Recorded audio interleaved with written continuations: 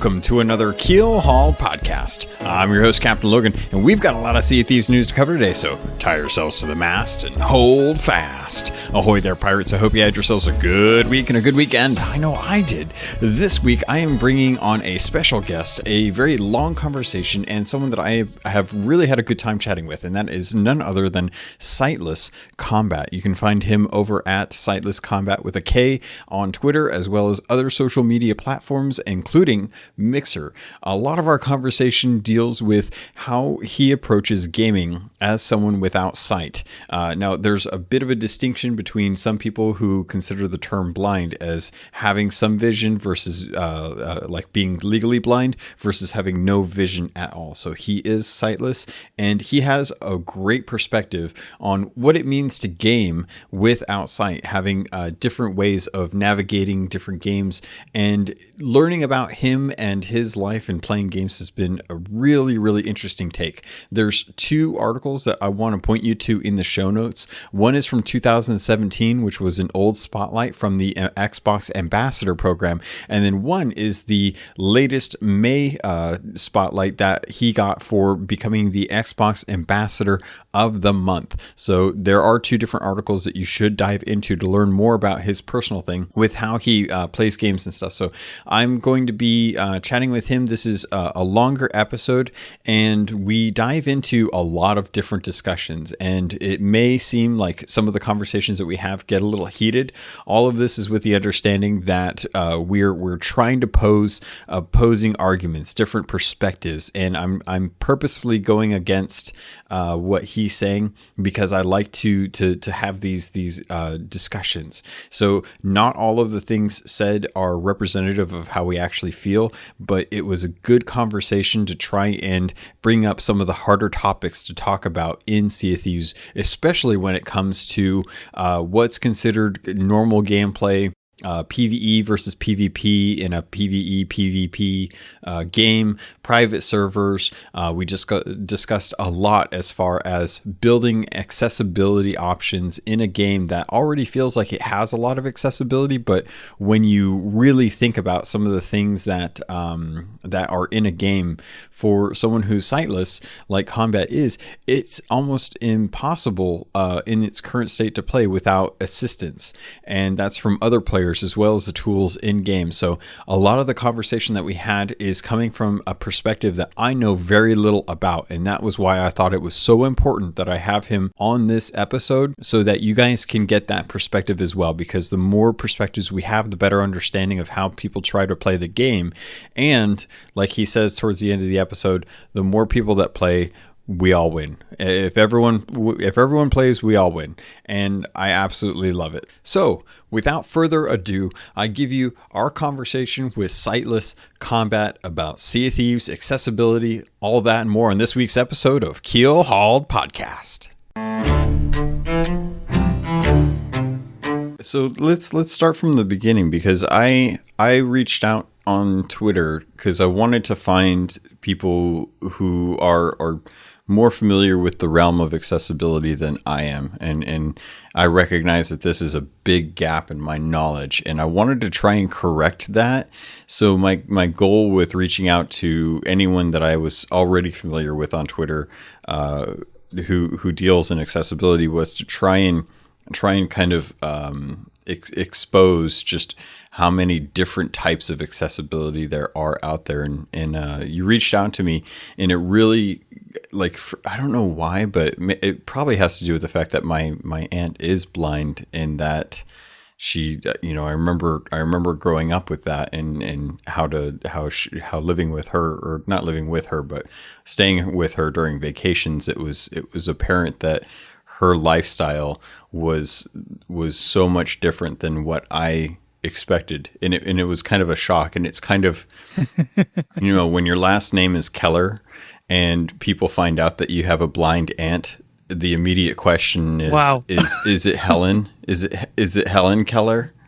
Wow. So wow. It always kind of stuck in the back of my mind, and that was always a thing growing up. It was like, I have a blind aunt with the last name of Keller, and it's just like, it was a point of mocking for me growing up, and I always hated the fact that it was like, yeah, I get it. My last name's Keller. Her last name's Keller.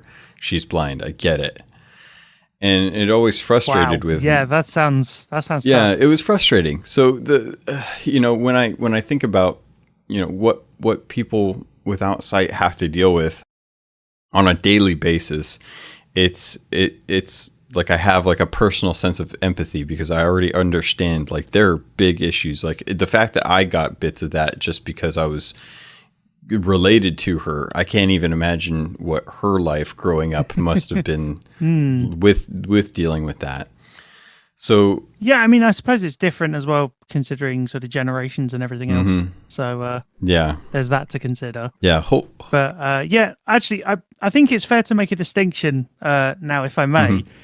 So I'm just to be clear to everybody on the podcast who's listening, I'm an accessibility consultant and a gamer without sight. So in my role as an accessibility consultant, I go around studios, including Rare. I had the good fortune to go and visit Rare. Amazing bunch of folks up at that studio. I got to participate in an inclusive design sprint. That was absolutely brilliant. And got to share many stories from the Sea of Thieves, of course. And all that, all the pirate voices definitely happened on that day. That was a good laugh. Yeah, and me doing narration or like fake narration for Sea of Thieves. I was laughing and joking about that because I got mistaken for being the guy who voice acts the trailers, whose name escapes me. I've had a couple of crews say to me, "You're the guy who voice acts the trailers." I'm like, "No, I'm not. I just happen to be able to do a reasonably good version of it." It's like, here on the Sea of Thieves, we've seen many things, but one thing we haven't seen is a pirate with two eye patches over both eyes. Dang, that's pretty good. That is pretty good. Yeah. But essentially, the reason I said I'm a gamer without sight is because I make that distinction deliberately. So you're probably thinking, well, you're blind, aren't you? And the answer is technically you're correct. But the fact of the matter is I use the term gamer without sight because legal blindness, which is often just shortened to being blind, can and often does include usable and or residual vision, which I've never had. Yeah. So it's always a key thing. I've been asked so many times, how much can you see then? Yeah. And that's so, fair point. And that gets to me. That can get to me at times. It's just like, I've told you, I am a gamer without sight, and there is a reason I say that. big distinction. So yeah, because and that's what growing up, that was it was definitely something. Because when I think of someone who's like blind versus legally blind, I never grew up with that distinction. I always had my aunt's perspective. Yeah. So when I listen to Access Granted with Steve Saylor, and he speaks as far as like his experience, it's clear that he does have some residual vision when he's playing, and that. Yes, which is actually funny because I've had numerous people over the years say, talk to Steve Saylor, he might be able to help. Yeah. And it's literally because his thing, well, I say literally, it's pretty much because his sort of handle says blind gamer. Yep. And then I actually talked to him about this, and it became apparent that, there was a sort of an interesting sort of desync, as it were, between one and the other. No, Steve's great though. Steve's brilliant at what he does, but it's a different perspective on things. Steve can play Doom Eternal to varying degrees. I have to have sighted assistance to play Doom Eternal, for instance. And Doom Eternal is brutally hard, but let's not go into that because that's part of my review that you can read on my website. Well, let's let's dive into. I was going to say I wrote reviews for stuff, and I write accessibility reviews. I do live streams on Mixer. I'm Xbox ambassador, play host now as well. So doing my first stream tomorrow as of recording this. So that's going to be interesting. And so I do a fair amount in terms of additional stuff other than studio visits is what I was going to just quickly clarify in case people were wondering. So I wanted to, I feel like I keep jumping around here on you because I wanted to get into that because you talked about being an Xbox ambassador and you're doing your first stream. So you were chosen as the ambassador of the month for this month, which I think, and that was surreal. So awesome. But brilliant, brilliant, but surreal. It was just like, whoa, okay, this is new. Yeah, so cool that they picked you up, and I'll have a link in the show notes if anyone wants to go over to the actual ambassador's website, which everyone should, especially if you're a community builder. I just signed up yesterday because I realized it was I was like, I haven't even really dove into this. You realized it was free. Well, not even that. I just didn't even know it was a thing until you actually. So if not for the fact, because I'm not a main Xbox person. I still don't even own an Xbox One, but because I've been so ingrained in the Sea of Thieves community and trying to build up the community there, I was realizing that like there's a whole lot more Xbox community out there, and I just don't have any visibility of it when it comes to what I do. So I was like, you know what? I really should, like, I'm doing this with Sea of Thieves. I feel like I should probably start doing this for Xbox. It's like I probably need to look at Xbox stuff because Sea of Thieves. But yeah, no, that makes sense. So well, I'm glad I could introduce you to the ambassador community sort of through me. Yeah. If that's, Yeah. You brought light. Glad I could help with that. Glad I could be of assistance with that. Yeah, I was excited. Yeah, so you got the interview. What was it like kind of getting that email and saying like, hey, by the way, we want to showcase you and have you as the ambassador of the month. I was really pleased. I was just like, oh wow, this is cool. I get to publicize what I do in terms of accessibility, important stuff that needs to happen, sort of bring community, bring various individuals together through sort of just showing that accessibility is crucial. Yeah, really is a useful thing to have. I mean, if it weren't for say Gears 5 having the accessibility options it has, I wouldn't have played so much of it. And I mean, Sea of Thieves is a different case because the accessibility was added much later. Yeah. I say the accessibility was added much later. The menu and user interface narration was added much later. But I'd been playing Sea of Thieves for a good couple of years, or a good year before that. Because my Sea of Thieves story starts back at E3 in 2017. I actually got to go to my first E3 that year. Oh, nice. Which was really, really cool. So I got to see the reveal of I can't remember if the 1X was revealed then, but I know the. Actually, I think it got its name that year. I can't remember, but essentially, lots of interesting things happened that year. Yeah. I remember that much. That was a good year. As was the year after that I got to go to, because I got to see Halo Infinite and Gears 5 announced, and I was in the room for that. I was in the crowd, which was that's cool. Yeah, that was amazing. Shame there was no Killer Instinct announcement, but who knows? You never know. Maybe in the future. Yeah. Yeah. Yeah, that'd be good. KI update patch for greater accessibility and possibly new stuff. I don't know. I'm getting off tangent here, but essentially, E3 2017. Sea of Thieves is kind of a thing there, and I'm like, this is really cool. I wonder how accessible it is. And I go and talk to, I think it was Joni and a couple of others whose names escape me at this point in time. But I go and talk to those three lovely people from Rare, and I'm essentially saying, as a gamer without sight, what can I do? And one of the three looks me straight in the face and says, well, you could always steer the ship. And I'm thinking, what? Like, I couldn't actually just prevent myself from just laughing because it seemed completely ludicrous. I must say, it seemed completely ridiculous. And I was like, no, you're joking, right? You must be.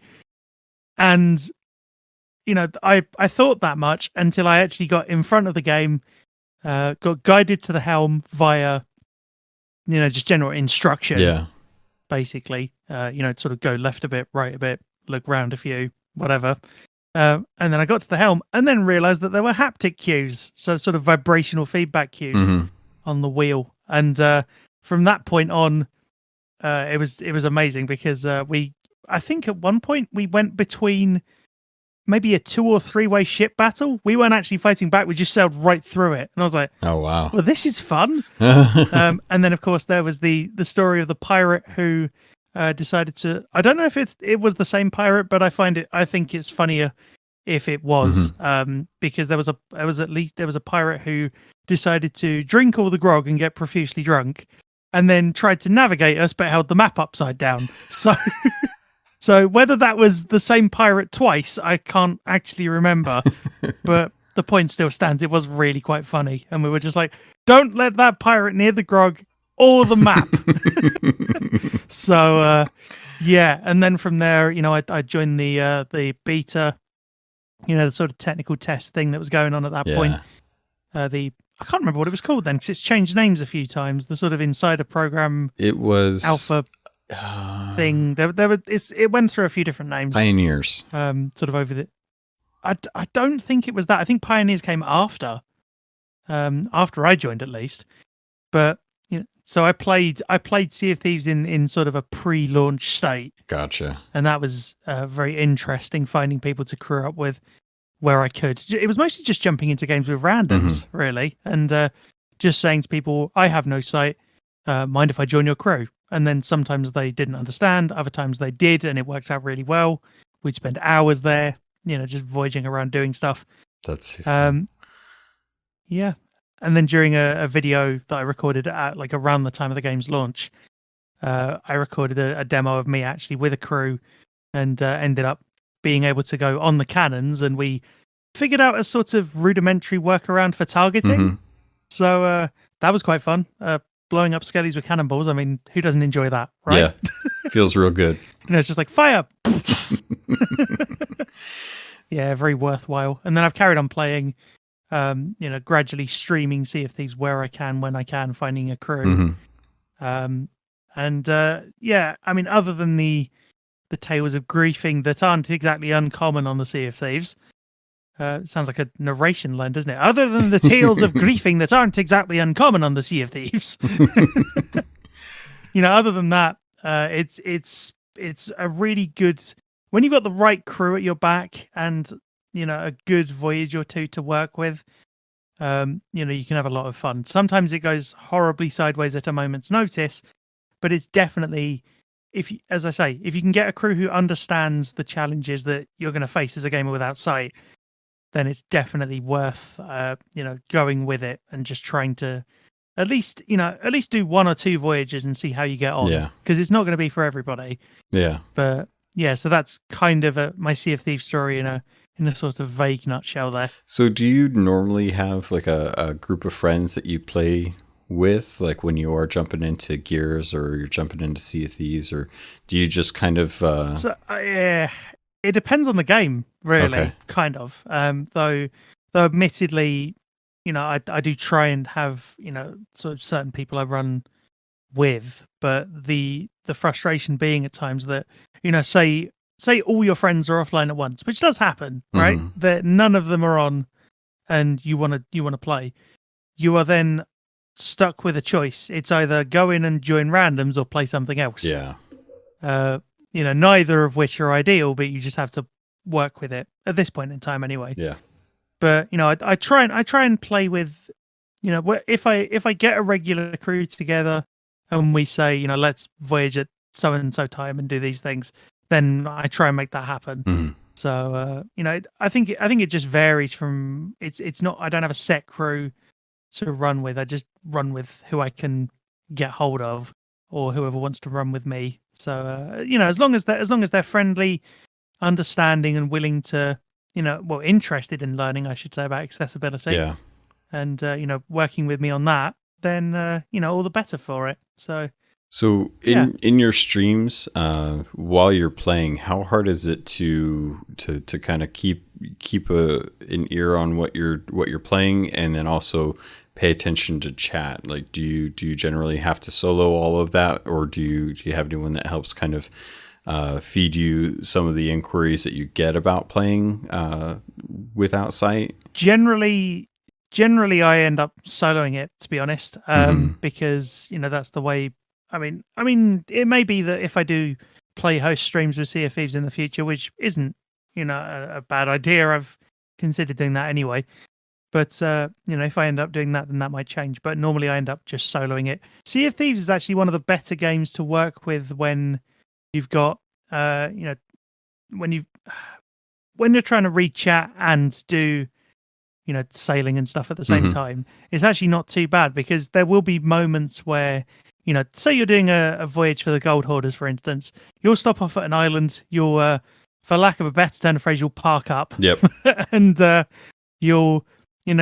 rest of your crew will jump off, go onto the island, and I will end up being the one keeping an ear and a weather eye on the storms and the ships of the Sea of Thieves, whatever.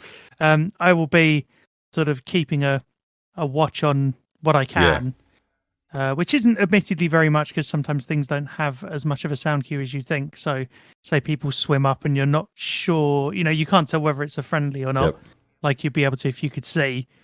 And ships don't have sound cues, which I've always found to be rather odd. Skelly ships do, of course, but that's a whole other thing. But in terms of, I end up sort of using those opportunities just to look at the chat and catch up with it. So say, we're fighting a kraken or whatever, and then 2 minutes later we have a lull in all the sort of the chaos. There's a sort of a drop in the action. Then I'll use that time to have a look at the chat and catch up on things. But the good thing is I have a bot that gives me all these little audio cues that tells me most of the time when I've got messages coming in and things. Yeah. So I'll be able to see, the majority of the time I'll be able to see what's going on, even if I can't directly respond to it and have to wait a little while. Actually, I forgot to mention, fishing has been a thing that I've been able to do in the Sea of Thieves recently. Oh, fun. As of, when that came in. So I did a highlight reel from a stream that we called Fishing and Fortune. I can't remember exactly why, but there was a reason at the time. But essentially, it was I'd had a practice on like a stream or two before. We'd had a little practice of it, and it's actually kind of workable. It's actually reasonably accessible. It's not easy by any means, and also your line can get caught on things that you genuinely can't do anything about. So if somebody positions you incorrectly, then your line will get caught. And even if you think you've caught the fish, you haven't. Yep. So that's the thing. But, once you get the hang of it, it's actually quite fun to do. I should do more of that on stream. So if I'm being honest, but I enjoy that. I'm curious from your perspective. I wanted to dive into Sea of Thieves sound, because I think it's one of the few games that, like, I was as reference, I was reading through the Xbox Ambassador interview that they had with you, and you spoke well about the active reload feature in Gears 5 and how you're able to kind of tune in on the actual audio cue for when you get an active reload versus like a perfect reload, and just having a better sense of when it's time to trigger that. With Sea of Thieves, a lot of the audio cues are present and can be useful, but there are a lot of audio cues that just don't. And I think you bring up a really good one, which is incoming ships. Well, not just incoming ships, but just ships, really, because even if a ship is like just idle, there's no cue for it. So say you're sailing past the ship and it's not moving. Everyone else will be able to see that, but I wouldn't know it was there. And same. You're right though. Incoming ships and generally, I'm kind of surprised that that's not a cue. Really, that there's not anything that's been done for that. Especially considering the Meg has audio that sort of moves around and things. I know the Meg's literally a whole different beast, but it's a matter of I thought that was pretty good. In terms of that, you can tell where the Meg is, especially I will say this, if you've never played Sea of Thieves on a surround sound system, so that's not what I do when I stream, but when I'm off stream, I play with a full 5.1 rig. If you've never done that, then do that because you will love it, probably. Man. Yeah, it sounds good. Especially when you're in like a big sort of skelly fort kind of deal. I've not done a Fort of the Damned yet, 'cause apparently they take about 3 hours to stock up for, which is why I've never done one, because I don't have 3+ hours to that, and I can't be of any help. I would just end up standing on the ship waiting for stuff, which doesn't really seem fair. But yeah, in terms of audio cues, a lot is handled kind of by the narrated UI now. They've recently updated it as well, because before there wasn't cues for like the inventory, so narration to tell you what item you were on. So your compass, your banjo, your concertina, whatever else, your bucket, all of those things, you couldn't tell what you were on unless you remembered it. Now that's actually not the case. You can now just use, if you've got the correct settings turned on in the in your either your Xbox app or on your console itself, you can actually tell what items you're using. Yeah. And that's brilliant. That's been very, very useful. Partly because the compass is also useful when you're walking around. You can use that to walk slowly so that people can sort of guide you without you falling off the side of a ship, for instance, which has happened on numerous occasions. So it's like keep going, stop. Oh, I fell off the side again. Or whatever. So yeah, that happens. You were going to say? I'm curious because I didn't I never realized that there were narrated items in the inventory. Does that extend to like ship or to maps as well? Like when you're looking at a gold hoarder map that has a riddle on it, does it? Oh, it doesn't read the riddle. No, we tested that. Interesting. That was one of the first things we tested, and it doesn't actually do that, which is a shame. I've not also been able to test whether things like the the vanity chests, whether they work. I don't know. I will have to go and try and look at that in the future. Who knows? You and I could even do that at some point in the future ourselves. We could go and deliberately look at it. Because I could tell you how to set it up as well. That might be useful for you. Yeah, that's interesting. If you ever want to sort of try and look at it. Yeah, definitely. Well, or not look at it, as the case may be. Well, the funny thing is I didn't I can't remember who it was, but you were speaking with someone on Twitter, and you let them know about the alt text for images. Yes, that was fairly recently. I can't remember who that was either, but yeah, that was alt text in images is a massive thing. Crazy. Sea of Thieves, I don't think actually. There's been a few times where I've seen the Sea of Thieves Twitter account not use alt text, which is frustrating. Partly because you can do it not just with with images, but you can do it with GIFs or GIFs, depending on how you pronounce it. You can do it with those as well, if you've got it set up correctly. Yeah. So all these screenshots and art things and things that accompany the trivia elements of their Twitter feeds. That'd be great to see all done like that. I actually, on a positive note, I did recently finish reading Sea of Thieves: Athena's Fortune. Oh, nice. Which and I was talking to one of the people at Rare, and I didn't actually realize it had been digitally released. Yeah, I was under the impression that it was just a sort of hardback, paperback type book. And then I was informed otherwise, which is completely fine. And I thought, I'm going to go and read this, and I paid, I think it was like $5.99 for it. It wasn't that much at all digitally, which is great. Yeah. And I went away and read it, and I recently finished it and really enjoyed it. I wasn't 100% sold on pieces of the writing, but it was tiny pieces, like, where words or expressions might repeat very close to each other. It wasn't anything with like the plot or anything. I really, really enjoyed it. And being able to access the media like that is great. Yeah. It's just a shame that, certain elements of it. So like, I think they were doing comics at one point. Yep.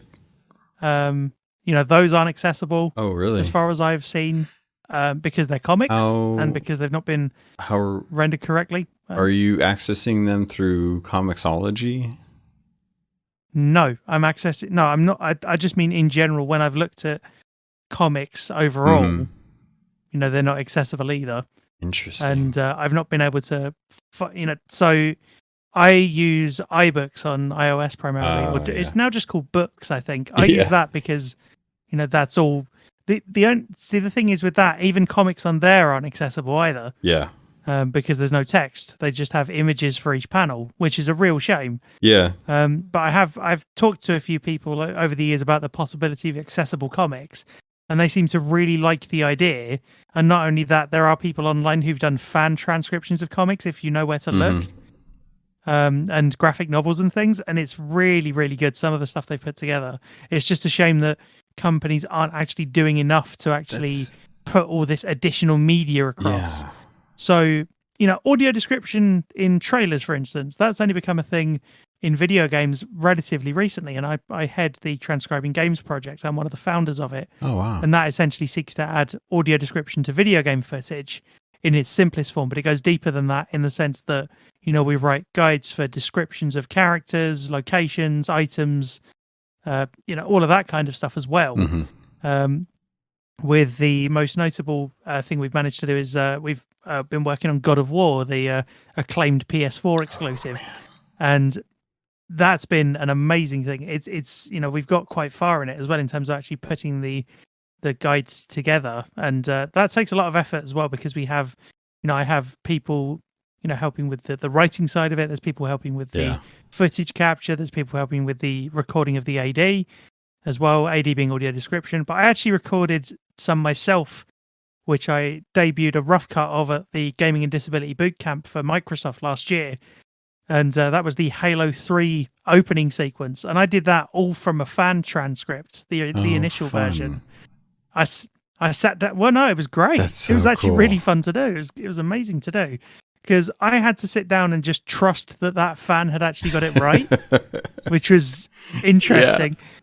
Thankfully, the sort of project coordinator, Jenna, who's the voice of the God of War guides as well, she sort of checked it for me afterwards and said, you could tweak these couple of things. And I was like, okay, cool. So I went back, re-recorded a few lines and released it on YouTube afterwards as well. So there's actually two versions of it on YouTube. There's the version that debuted at Gaming and Disability Bootcamp, and then there's the sort of final cut of it where I tweaked a few lines. But it surprises me that Sea of Thieves hasn't had an AD trailer at all as far as I've seen. Yeah. It'd be amazing to have an AD trailer for Sea of Thieves. Yeah. And we'll come on to trailers a little later in general. But having all this cross media stuff is amazing, and it'd be just great if more of it could be accessible. So crazy. It's interesting because I feel like that's something that I would have anticipated them doing, but I'm really like, you've totally opened my mind to a part of descriptive commentary for things that I like. When I think of accessibility for Sightless in Sea of Thieves, I think all the audio cues that pop up in the game and how everything is kind of tuned to, you can hear when a mermaid spawns, you can hear when someone's swimming up to a ship, the cannon fires are audible as they pass over your head, or when something hits the ship. I'm a big fan of that. Yeah, it's hopefully when they're passing by your head and not on you. Yeah. Oh yeah, not into your head and through the other side. I must admit, you mentioned an interesting one there in terms of mermaid spawning. Interesting thing is you can only hear that seemingly when you're quite close. Yeah. But it's not actually as directional as you need it to be. There have been numerous times where I've tried to actually use a mermaid to get back to my ship, or rather the ship that my crew's on, and I've been completely unable to because I can't actually find the sort of interactivity points for the mermaid itself. So it's on. I've been stuck there, and a shark's come up behind me and just gone nom. Yeah. And it's like, oh god, the sharks. Great, just what I need. Oh, we don't need to bring up the sharks. That's a scary. No, you think sharks are bad? Try a kraken. That's yeah. Or anything else. I've tried to. Oh no, just try other players. They're just as bad. Just as frustrating to deal with, if not worse. Because at least a shark, I can sort of swing around with a sword and hope to hit it. Yeah. Other players, they'll take you out with an eye of reach from kilometers away, and you won't even know. Yeah. Well, you would Eventually, because then you see the Ferry of the Damned. But So you bring up a good point. But no, audio cues are the audio in Sea of Thieves. Yes, it needs improvement in terms of extra things. But what it does do is, it does well. So, for instance, I can tell, when when I'm trying to think of a good example. Sailing up to an island. In terms of, that's a good one. So, that too.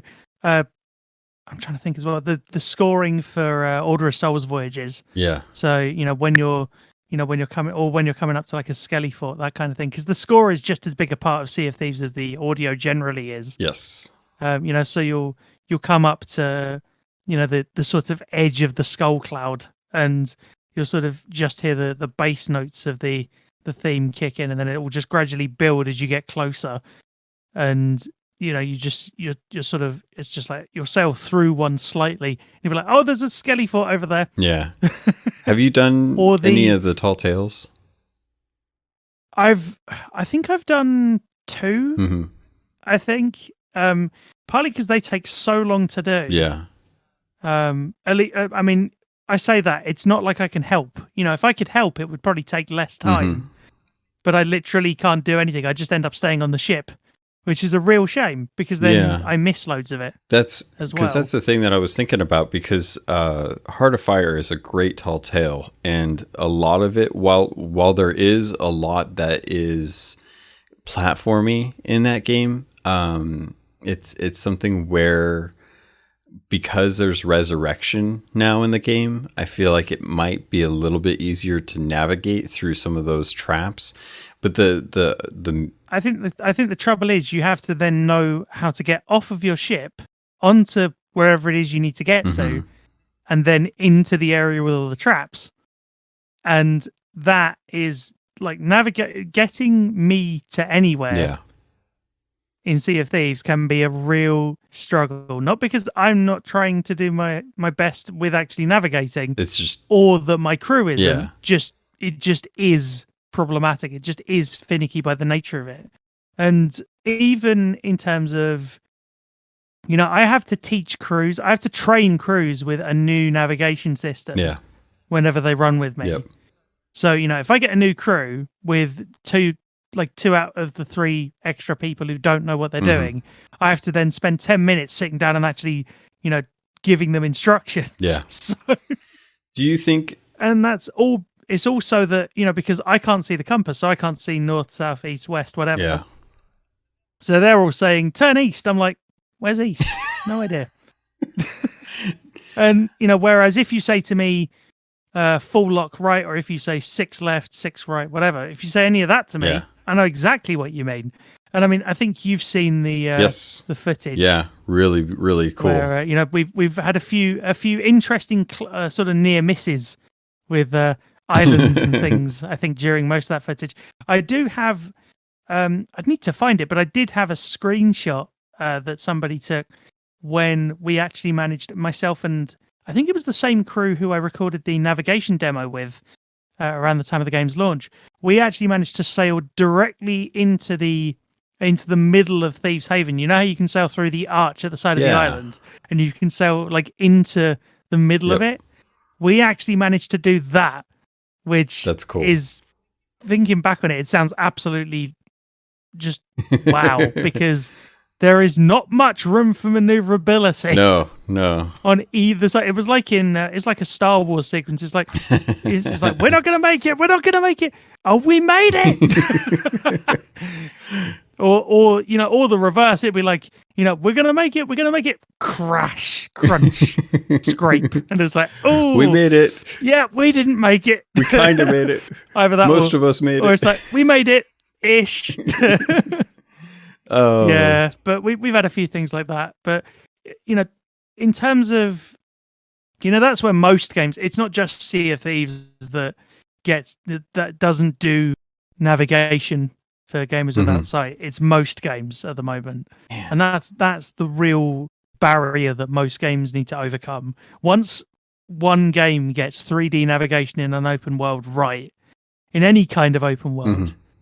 I think that's going to really push everything forward, because then, once you can refer to one game, you can refer to two, then you can refer to four, then, See, sort of, yeah. I got stuck on the compass for me, because you bring up the compass and how you can't tell what direction it is, and because of the haptics in the controller, I'm hoping that with like HD rumble and stuff, depending on how much you believe. HD rumble is a Switch thing, just to be clear. Yeah, I'm hoping that gets HD rumble is a Switch only thing. Yeah, so I'm hoping that it gets pulled across. And Nintendo being what they are, I don't know. Well, Sony's, given how long it's taken for accessibility features to come to the Switch in general.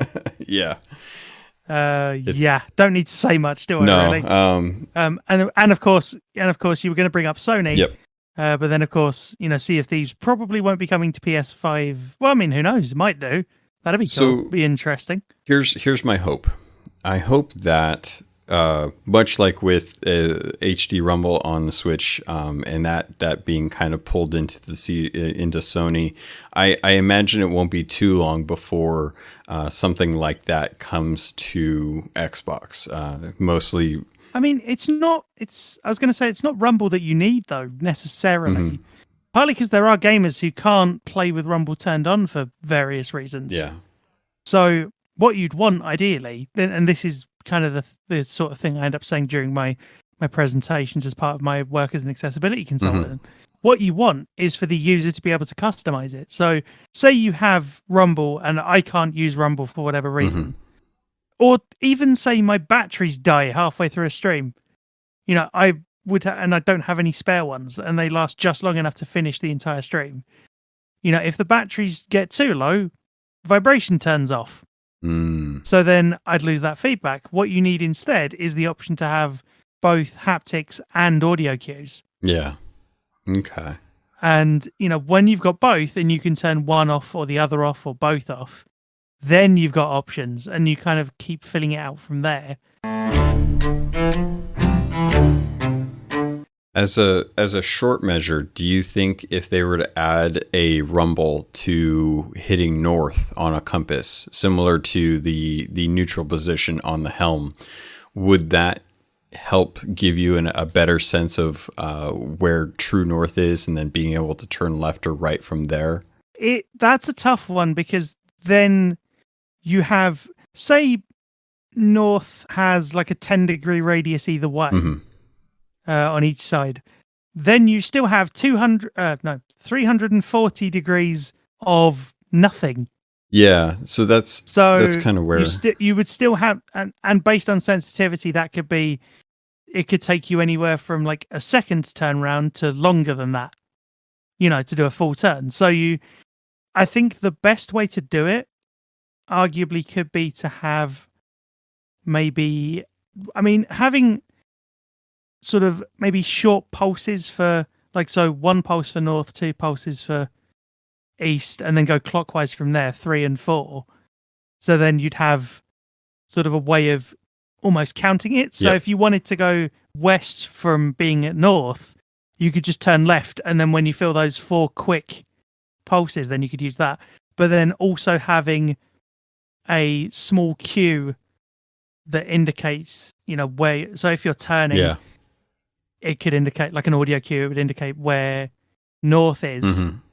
Because with an audio cue, it works, because north can then be in front of you or behind you. Yep. And it can be to your left or right. Whereas with haptics, you have sort of rumble or nothing. Yeah. So if that makes sense. So that was kind of where I wanted to go with the discussion, because while it's not present in Xbox right now, I imagine that HD Rumble would eventually make its way across the platforms, as it is with Sony, and as it started with Nintendo. And I imagine having subtle differences, like, for example, I use my Apple Watch for navigation sometimes, and when I can't hear what's going on my on maps, because I generally have the audio turned down, I rely on the difference in pulses to give me an indicator on whether or not I'm going to be turning left or right when I drive, because I'll either be in a... Really? What? How does that even... Okay. That sounds... I'm trying to understand what it's relaying through via the pulses that actually gives you anything to work with. It's a difference in sequence. So it's similar to Morse code where you've got long beats and short beats. And it's like long beat, short beat, long beat, short beat, long beat, short beat, or short beat, long beat, short beat, long beat, short beat, long beat to give you a left or right direction. And it's a difference maker when you're having a conversation with someone and you're driving and you don't want to interrupt what they're saying, but you don't want to miss the turn off either. So the taps on the wrist are light enough that I know which is left and which is right.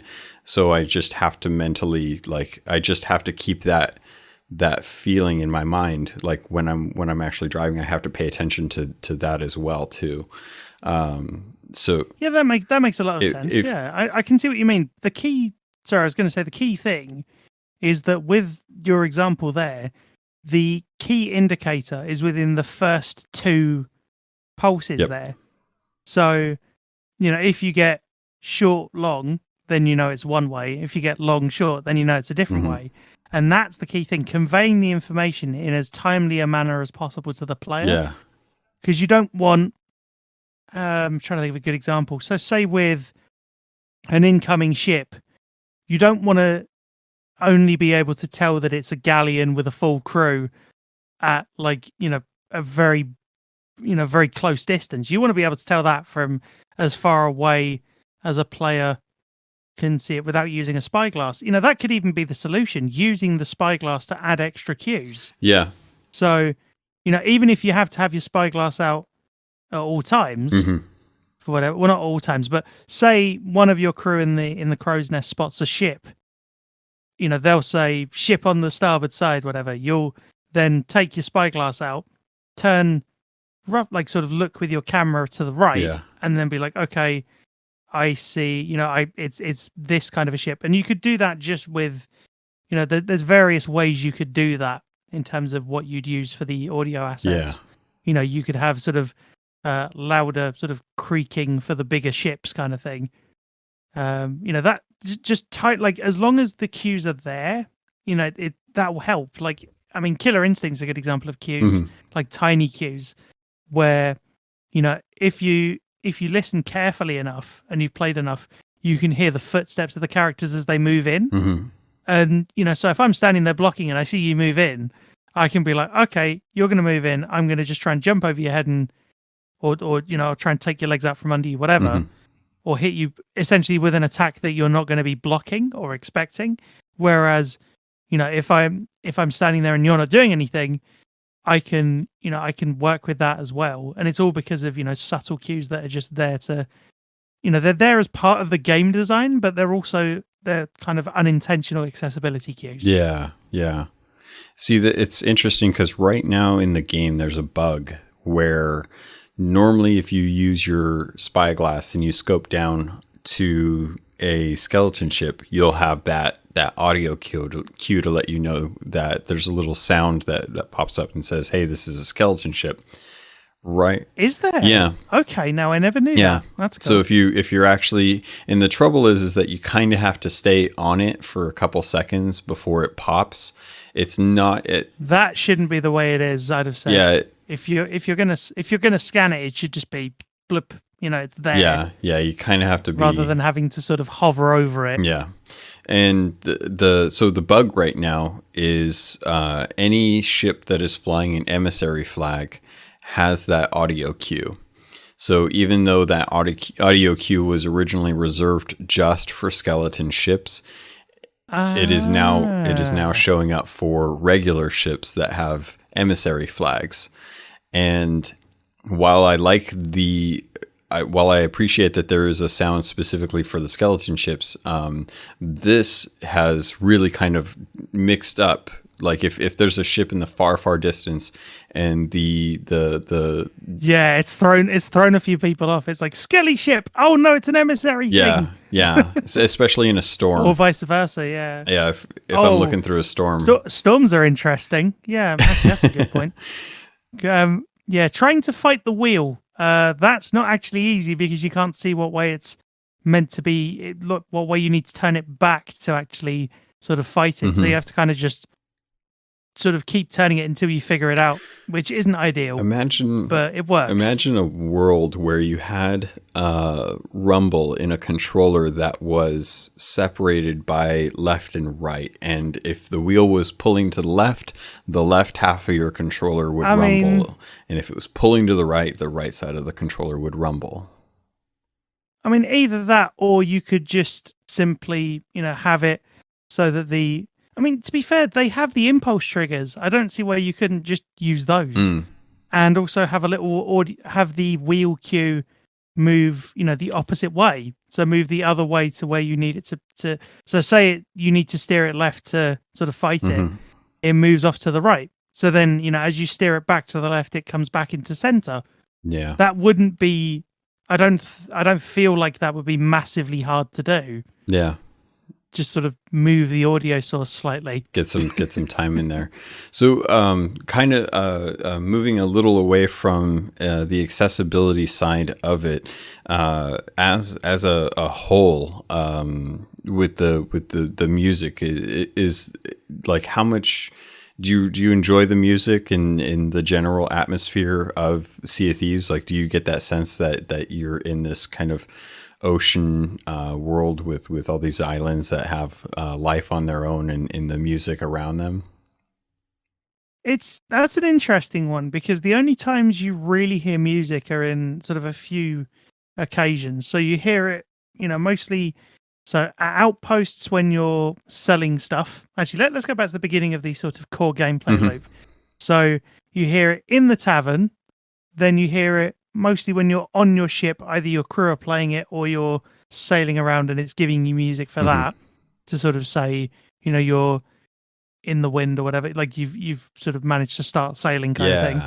You'll hear it for what you might loosely term as boss encounters. So your Skelly ships, your Kraken, your Meg, forts. You'll hear it for the ferry. You'll hear it for the Skelly forts. I've not seen a Fort of the Damned yet, so I'm not going to try and comment on that, whether that's any different. It might be. You hear it for Order of Souls voyages. You hear it for Ferry of the Damned, and then you hear it when you're kind of selling stuff back in, and when you're in the outpost tents. But other than that, there's not much. It's mostly actually the ambience that gives you that. So on the rare occasions I've actually been on an island, it will be the ambience and the sort of the flora and fauna that will give you the impression that there's this kind of sort of sentience to the world, which is pretty cool. I like that. So sometimes you'll run around and you'll just say, and you're like, oh god, there's a chicken. Okay. Or you'll hear a snake and you'll be like, okay, run away now. Just leave me alone. I don't want to even have anything to do with you. And that's fine. Like that's the way it should be, because the music is, the music's a great part of Sea of Thieves.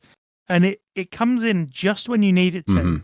And it's just there, but when it needs to kind of kick itself up a gear, it will do that. And that's the brilliance of it. Yeah. So you'll be, when a captain comes in on an Order of Souls voyage, you'll be fighting all the small ones, all the small skellies, and then a captain will come in and you'll hear the sort of distinct cue that indicates a captain's sort of around. Yeah. Not necessarily how many captains there are, but you'll know that there's at least one. Yep. Which is fine. That's okay. If you're working together as a team, that's fine. If you were soloing, it would be a massive problem, but that's a whole other discussion. But in terms of, the ability to know when you've killed one as well, there's a cue for that. There's all sorts of small things, which is really cool. There's all sorts of tiny cues that are there.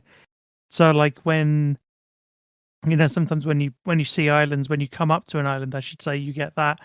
You get quest queues. And it's a great way of me being able to tell what's going on without really having to ask anybody. Yeah. Or sometimes I'll be like, did you know we've just done this thing? And they're like, no. I mean, that happens a lot. Like I'll say, cannon fire port side. And then they're like, wait, oh God, there is. Oh, run. Everybody move. Just, or whatever. Or, I'll be keeping watch on an island, not on an island, but I'll be keeping watch by an island. And they'll be off, I don't know, digging up treasure or whatever. They'll be trying to think of other stuff that you end up doing, but they'll be doing sort of cannon, like lobbing each other, like firing each other onto islands and stuff.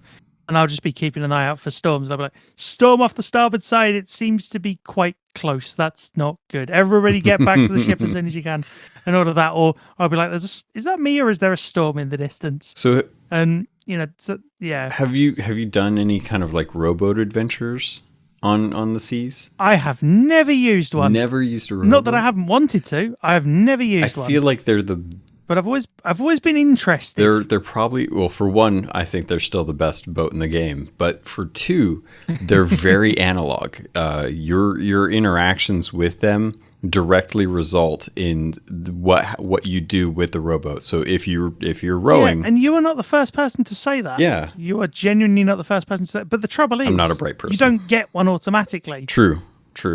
But and if you did, it would be much easier for me to actually go and have a look and test it.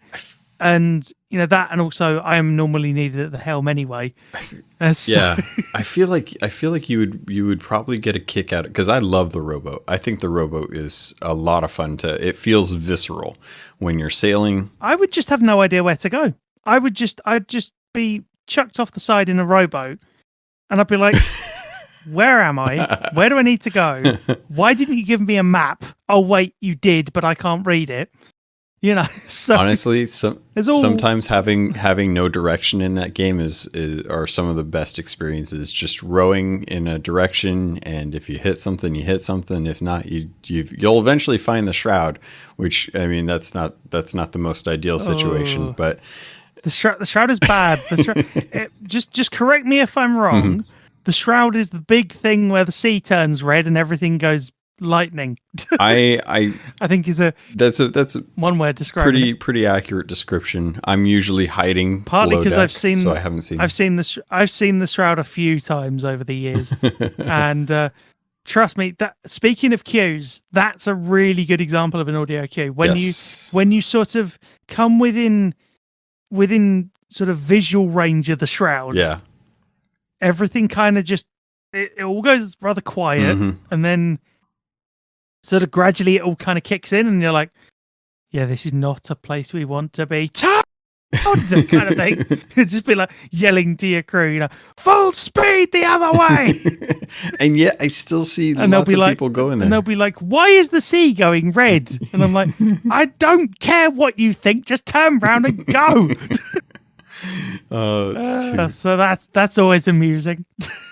Oh, that's good stuff. So I mean, yeah, there are numerous stories I could tell of things like that. Particularly, speaking of one thing we haven't talked about, powder barrels. Yeah. Oh, those are fun. At one time, well, they are a barrel of fun, or a barrel of explosive, really. At one point, one of my I was playing alongside a very friendly and very helpful Killer Instinct player who happens to also have Sea of Thieves, and I thought, I'll jump in and we'll do a little Sea of Thieves, sailing around, seeing what we can get done. He comes back with a powder barrel. He's on his way back to the ship, and I must have just been caught up in it, but because I think he must have said don't fire, but I'm not sure what he actually said. The upshot, regardless of whatever came out of his mouth, was me firing. The upshot, regardless of what I said, what the upshot of what he said was, regardless of what he'd actually sort of tried to say to me, was I pulled the trigger anyway on the cannon, and I sort of heard, and I was like, okay, yep, that was good. And he was like, did you just? And I was like, sorry. So that was pretty fun. The other time, I'm trying to think of other times we've done that. We've done similar stuff though, where to end a stream, we've deliberately, when we found powder barrels, we've deliberately stuck one in front of me, and I've been the one to just blow the ship up. So I've just they've got me to aim just in the right place. My crew have managed to line me up. Oh, nice. In such a way that I can just fire and obliterate the ship, which is it. I must admit, it's a very satisfying way to end your stream. Yes. You just pull the trigger and you're like, oh, that was cool. Yeah. Shame I can't do that to other players.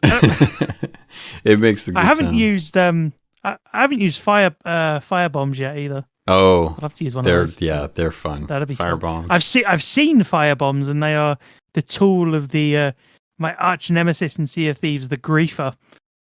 Because we got trolled, myself and an ambassador crew. We think we got trolled by a player who was literally just kind of standing around, and he kept setting his ship on fire. So, and that was like an hour plus maybe while we were waiting for a fellow crewmate to get in. So that wasn't very entertaining. That wasn't very enjoyable.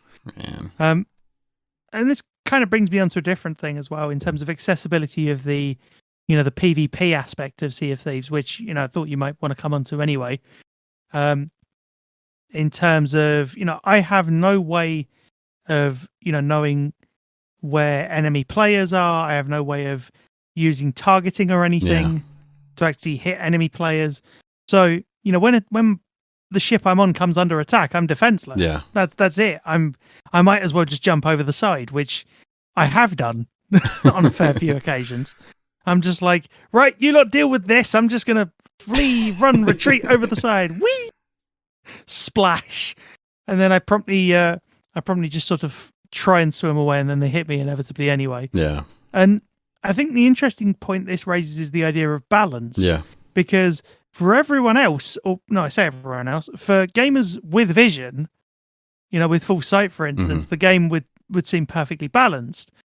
Whereas, I would need additional accessibility features. So I would need actual aim assist, like actual lock-on aiming to actually do any kind of damage. Yeah. And most people would consider that really hacky. Yeah. Now, Gears 5 does aim assist quite well, though there is one key restriction in Gears 5 that I want to point out that Sea of Thieves, if it does do aim assist, don't do this, because Gears 5 actually restricts your difficulty to beginner only. Yeah. If you use aim assist, which I still am baffled by why that's a thing, because yes, it's designed to help people who are new to shooters, but it's also a fantastic accessibility feature that is hindered. It hinders me from playing anything other than beginner. Like, I want to play on insane, whatever, inconceivable horde runs on Gears 5, and I can't, because that difficulty option is the only way I can hit anything. When other games do that, it just really frustrates me, and I hope that improves. And if Sea of Thieves does anything like that for any modes that may or may not have difficulty later on down the line, or they want to impose a restriction on it like that, that really shouldn't be the way to go about it, in my opinion, at least, because once you start limiting difficulty, then you limit the players. You limit the players' ability to actually do what they want to do. Yeah. So, but who knows? It would be interesting to see Sea of Thieves adding like target lock, with compensation maybe for, maybe they just make, I don't know, maybe they make enemy players stand out less or something. So they're not as easy to hit. I don't know. It'd be interesting to see how they do that, but they could do it. It's a tough pickle. Yeah, I mean, you bring out fair criticisms, because it is something that there's already a disparity between just platforms as far as what people consider balanced, which is a hard thing to debate. It's hard for me to justify why I think it's not as bad as people think it is, but at the same time, I'm looking at it from my perspective, and my perspective is the PC side. So I was just going to say, you're a PC player. It's hard for me to state. That's why I tend to play a lot of the time when I'm not playing with certain crews and I'm just kind of doing my own thing. I try to play with a controller just so that I can keep a fair idea on how hard it is to play the game with a controller, because it's not my natural thing. It makes a massive amount of sense. What I was also going to say, if I may, is that with the question of aim assist, though, comes arguably 2 points. One, it needs to be, does it need to be available for PvP? My answer is yes. And two, a thing that I didn't discuss before and I realized I should have done, is the idea of PvE aim assist. Yeah. Which is what Gears 5 does. So Gears 5 does PvE only target lock. So basically, you will lock onto either center of mass or the head. It's not entirely clear how it works. in terms of what it chooses to lock onto.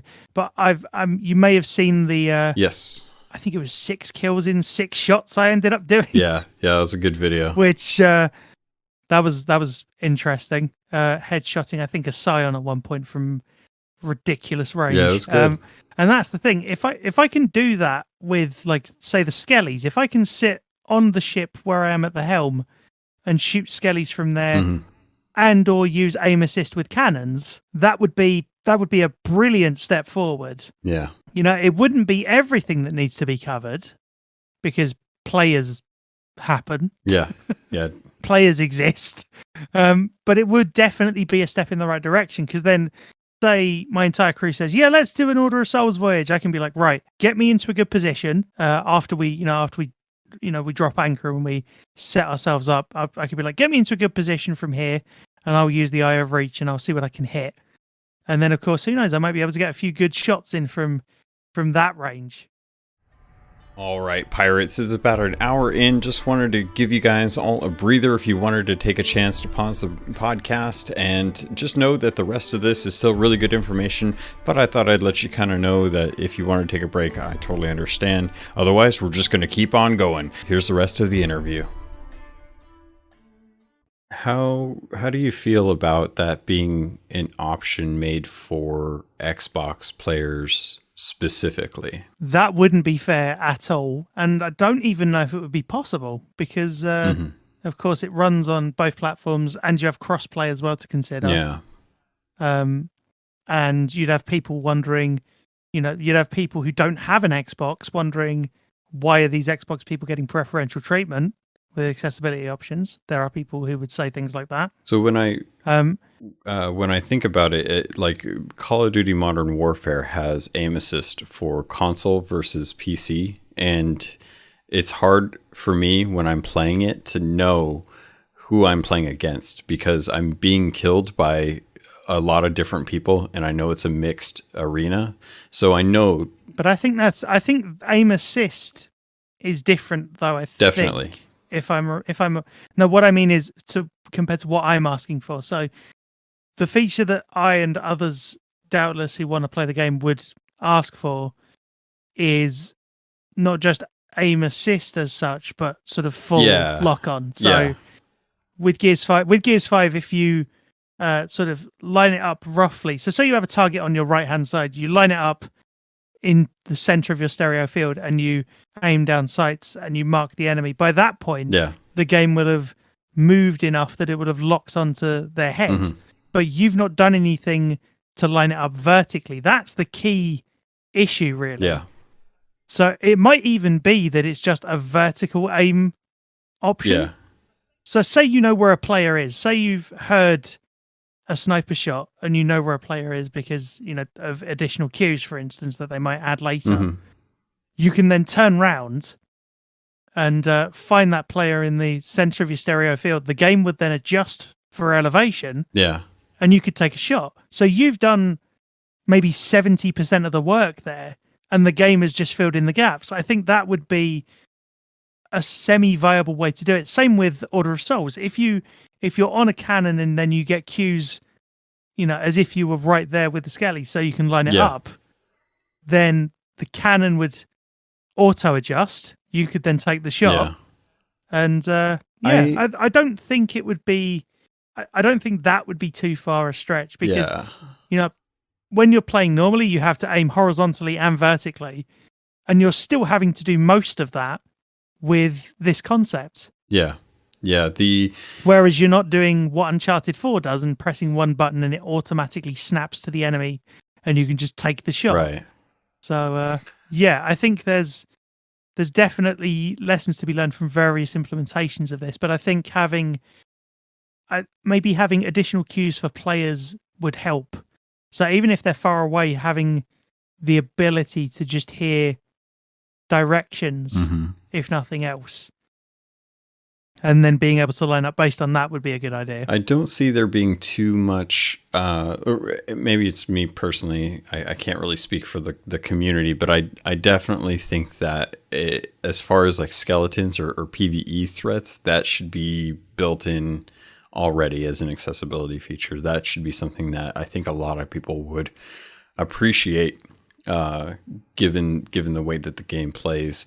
For PvP, that's a one where I know that's a very heated argument, and any slight change in balance or tweaks like that always come with a really, really heated discussion on the forums. So it's hard to present matters on that aspect and feel like you're going to have some sort of bipartisan agreement between the people that think it's fair and people that think it's unfair.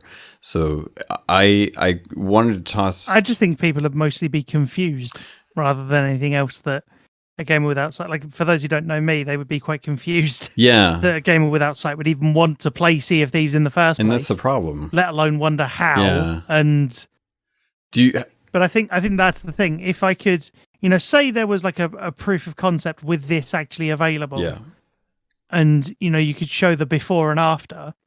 I think that would be a good way to do it. So show players that, when you've got no sight at all and you're having to line up off of nothing, you can't hit anything, and the other player will always get the win. Yeah. Whereas when you have these additional options, even if I were to get killed by a player, I would still have a fairer chance of actually winning that confrontation. Yeah. And that's the key thing. Making it balanced is not quite the right word, I don't think, but making it an experience that is enjoyable. So I don't have to go on and constantly look over my shoulder for enemy players, enemy pirates, whatever. Yeah. I can just, wait for, if a player decides to be within the range of these audio cues that, may or may not be added in the future, then that's their problem. I can then have agency in, do I fire on this person? Do I talk to this person? Do I just leave the person alone? All of that. All of those split-second decisions that crews have been making for the past 2 or 3 years, Yeah. I would then be able to make myself. So in a game where over the last year, there's been an uptick in a specific play style where people are tucking on ships and hiding out and trying to physically steal something off a boat without anyone knowing about it. How do you, with people that like to do that, how do you convince them that having player audio cues to indicate when someone's in front of you is a fair play for them to be able to still retain that sense of gameplay where they find playing that? Like, is there where they find joy in making other people's lives a misery, you mean? Yes, essentially. Because that's really what it is. It's essentially high level griefing to a point. I mean, that's kind of the way I consider it at times. When yes, it sounds like a Tale of Daring Do on the Sea of Thieves, but it also sounds like a really, really annoying move. Yeah. Which is why, I think so many people end up still being hostile on the Sea of Thieves when people, constantly try and... I know it's not called Sea of Friends, it's called Sea of Thieves, but even so, I think the way to sort of highlight it for people would be, imagine if you couldn't see and somebody came up and... imagine if you couldn't see and you couldn't hear as well. Somebody could just steal anything from where you are now and you wouldn't necessarily know. I think. Whereas at least if you can hear the person coming, you can actually, do stuff to help, to combat that. I think an easier way to explain this for people who might be having a hard time right now is, imagine if there was a potion you could drink that turned your pirate invisible and you couldn't see them, or there was no way that you all you saw was just a treasure chest floating off the ship. And yeah, pretty much. Yep. So for people that like, and it's tough because for me, Sea of Thieves is a sandbox. I want people to have, I want people to play the way they want to play, and I have to adapt. But if people want to play in a way that doesn't allow other, because games are about enjoyment, right? They're about being able to, so I play Gears 5 to be able to go and, shoot things in the face because no other game lets me do that. I play Killer Instinct to do well at a fighting game because I'm not great at other fighting games for various reasons. I play Sea of Thieves to, have teamwork and enjoy that experience. I don't play to have ships set on fire, be shot at by other players. When I have no way of fighting back, I don't play to, there's all these things. Yep. But, I said earlier that, stealing treasure off other people's ships was, I did call it high level griefing. I didn't actually mean to be as forward as that in dismissing it. I understand where that's coming from, but by the same token, it's definitely not a thing that I would enjoy doing myself either. I wouldn't enjoy sneaking onto a person. I mean, I suppose it's just my interpretation of the whole sandbox, because I don't mind winning a straight out ship, cannon battle. I'm never really involved in those, but I do enjoy being a part of those. Yeah.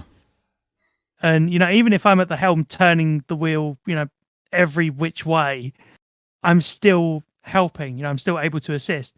When there's no way for me as a player to have agency, that just feels, feels like I'm not actually playing. So if we take Ori and the Will of the Wisps, for example, I'd hoped that would at least have narrated menus like a lot of the Xbox Game Studios first-party titles. So Sea of Thieves now has it. Forza Horizon 4 has it to an extent.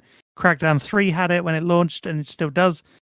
Gears 5, of course, and Halo: The Master Chief Collection. They all have it to varying degrees. Ori, I launched it, and unfortunately, it has no such thing. And there, at least when I reviewed it, it had no such thing. And there are, there's no accessibility cues in that whatsoever, which is a real shame because it's meant to be an amazing game. And I had to get sighted assistance to even look at any of this and figure out what the subtitled dialogue was saying, because it's not actually English. So the dialogue is subtitled. There is no way to understand it if you can't see, and there's no cues for where to go, what to do, or anything. So, and that game gave me no agency at all, which is why I've barely done anything in it. Whereas if you take, say, a game where I can play via co-op, so, Gears, Sea of Thieves, in a sense, Halo, all of those series, I can play, I don't have full agency, but I have enough. And I think, not being able to fight players who are trying to take the loot we've rightfully earned, that isn't exactly necessarily a fair experience to me. It's not an experience I enjoy, especially say, I mean, this is kind of worst case scenario, but say we've spent say we've had a 2-hour stream and 5 minutes before the end, an entire crew of players decides to come along, steal all our loot and sell it. We don't get anything from that. And we'll all feel deflated. We'll all go away and be like, really? Why did we bother? And that's not what you want from a game. That's not what you want. You don't want to be feeling... I mean, there are games that are designed to sort of make you feel emotions. Like deliberately, narrative-driven things that are designed to make you feel emotions and all of that. But, you don't want to be feeling like you would have to deliberately spend another 2 hours playing the game just to get anywhere.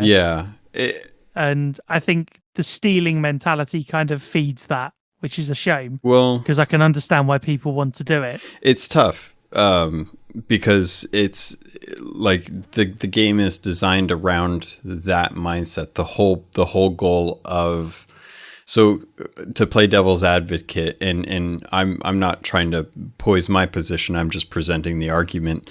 On the opposite side, if you're that crew who stole your treasure, their story isn't the one being told at the moment. So they could have been... No, granted, they could have been sailing around. Scenario, they could have been sailing for 2 hours. Nothing. And lost. They could have found absolute... But then that crew surely should have just taken a voyage on. You know what I mean? There's all kinds of... True, but then you're... externals to that story that doesn't come up for the crew who's having their treasure taken. Like, the crew's having a treasure taken, they could have gone on 4, 5, 6 voyages. And, got everything. And they could have been like, yes, let's sail home and cash all this in, and then we'll leave it. Whereas the crew who are doing the stealing, they may have had nothing. They could have stolen from 6, 7, or 8 ships, whatever. They could have stolen from loads of ships, and they would, regardless of whatever. I don't think it's the stealing that gives the. I don't think it's the fact that they have a good story to tell that gives the rush. I think it's the act of, we've nicked your treasure, kind of thing, which I can kind of understand it, but it I don't know. It just seems. It seems like there should be a separate server for that kind of thing, and a separate. So not PVA. Tall Tales should just be you and a crew on a ship, no other players involved, because we've had Tall Tales be interrupted by players. Yeah.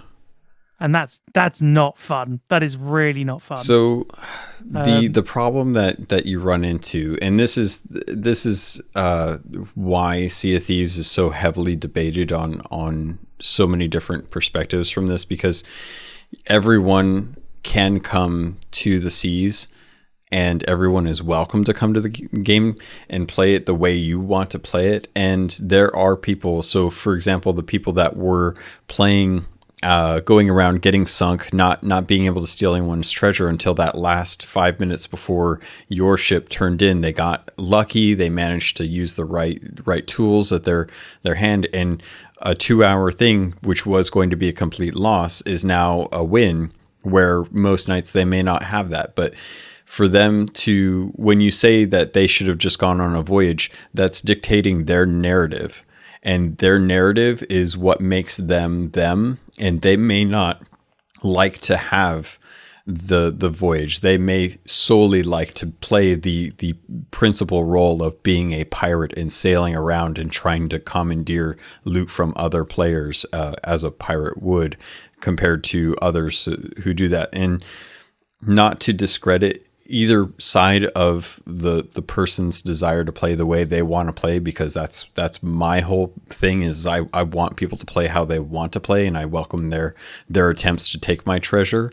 Or as do I, if I could fight back. That's what I mean. If it was a balanced experience where I had, agency is the wrong word in this case, but like if I had the ability to actually, control the outcome in any way, then I would be fine with it. If I could just as easily jump on their ship, blow it up, come back to my ship, kill all their crew. Yeah.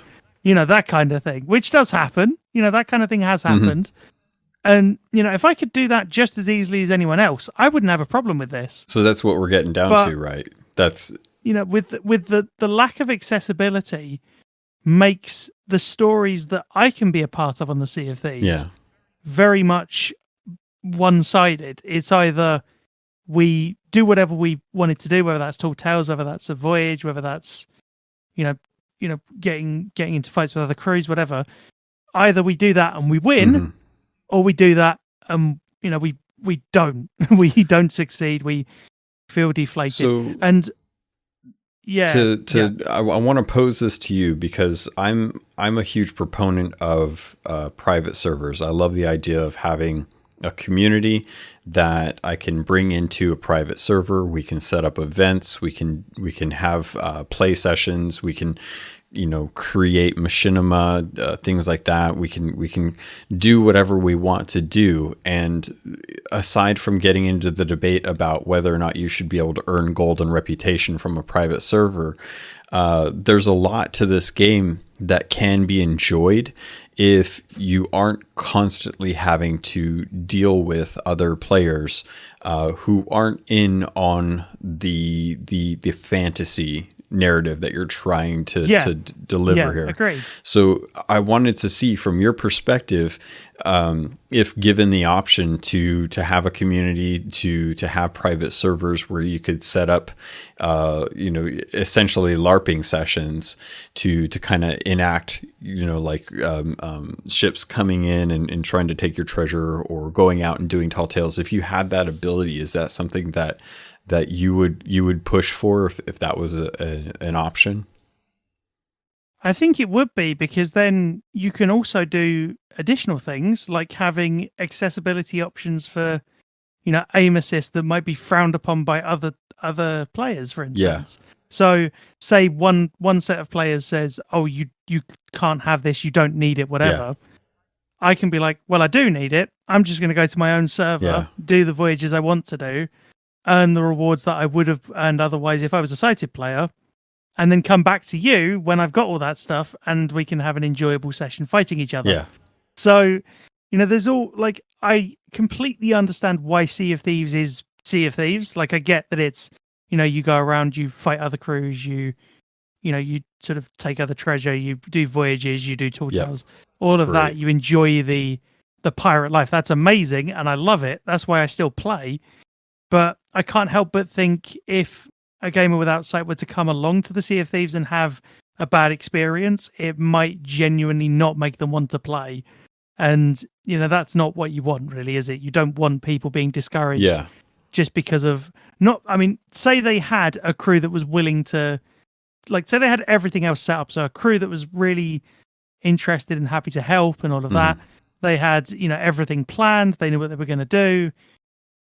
And then they go in, they have a really great time. And then right at the end of the session, everything gets taken away. Yeah. For whatever reason, whether that's their ship gets sunk, whether that's a crew takes it, whatever. That would still feel disheartening. And I think it would be good to see maybe a way of, sort of limiting that. Maybe have, like in certain scenarios, have voyage chests be tied to the crew. I'm not entirely sure how that would work, but so that not every chest can just be outright stolen. Yeah. Or a way to, like, because it's tough. I'm not entirely sure how it works at the moment. I forget.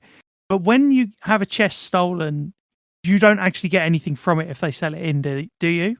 Or is that the case? I forget. So let me sorry, if someone steals a chest. So essentially, if somebody takes a chest from you, do you get anything for that when they cash it in? I don't think you do. No. And that would be an easy solution. Yeah. Say, even if it's only half of what they get, you would still get a reward for it. Yeah. They would still get a reward for it, and you'd still get stuff like associated rewards for it anyway. Yeah. So and that would have to be true even if you were logged out of the game at the time, because of course it would just flag, whoever it was. How can I word this? So say you steal a chest from me, it would then flag it as stolen from, SightlessKombat. It would flag it as that, and then it would say, right, you stole, and that would have like a timer. It might have a sort of a limit of the number of people it can flag, of course. So say it's only the last person who steals it. So say, actually, that then presents its own challenges. I'm trying to think this through as I say it. Yeah, it's a tough situation because if you were to steal my treasure, if I still got a cut of it, would it still feel like a well-earned victory, because you're not actually taking anything from me. You're just hindering the amount of gold that I would have made on it. But then that's better than not getting anything from it. Like, that's the key thing. Well, at the current time, you don't get anything from chests that are cashed in. If you steal the treasure from me, you get it. You get the reward. But then, for all the hard work that me and my crew have done, we get nothing. That seems very imbalanced to me. The reason, so the argument that I present is if I still earn something from something that was stolen from me, I have no incentive to go chase that person down and fight them back for it. And when someone takes something from me, that is my driving force at that point. I want to get. I completely agree. But if the crew is stronger than you, if they outnumber you, for instance, and if they're stronger than you, then you have the incentive is instantly counteracted. You have no incentive. Not necessarily. You have no because I speak firsthand. Yeah, because we've had crews sink our ship, and we're never going to win this. Yeah, and you come back in, and then one of two things happen: either you don't bother to chase the crew down because you're not going to win, or they come back and find you anyway. So you genuinely can't win, and you're like, why do I bother? Yeah. You know, why do I bother doing all this hard work? You know, if I could go and start stealing other people's treasure, I may well do that in that scenario. But given that I can't, I'm stuck doing the same things again, going in a sort of, you know, if put it this way, it's one of those things where if you could pay to win, you know, pay to earn gold, I probably would be by that point. You know, I'd be like, right, I can't actually get where I want to be in the game because other players happen. Yeah. You know, not that I want to discredit their ideas of how they want to play the game. No, that's the whole point of how the game works. But if I want to actually get anywhere in it, I need to be able to, you know, do stuff. It's like, you know, people ask me, what level are you in all the factions? I'm like, I don't know, because the UI is not narrated. Yeah. And even if I did know, I wouldn't be able to undertake the voyages solo.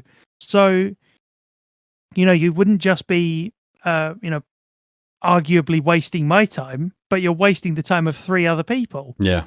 Because for me to get anywhere in this game, I really, from my experience anyway, I've had to have a full crew with me at all times. Because it's one person to guide me and then the 2 people to sort of do everything else. Yeah. So unless, of course, the third person is actually also doing stuff as well. So it's a very interesting balance. I'm not trying to say, you know, all the experience is just me. But, you know, I don't know. I know of other people who've really wanted to play this game. Yeah. And they've been turned off by the lack of accessibility.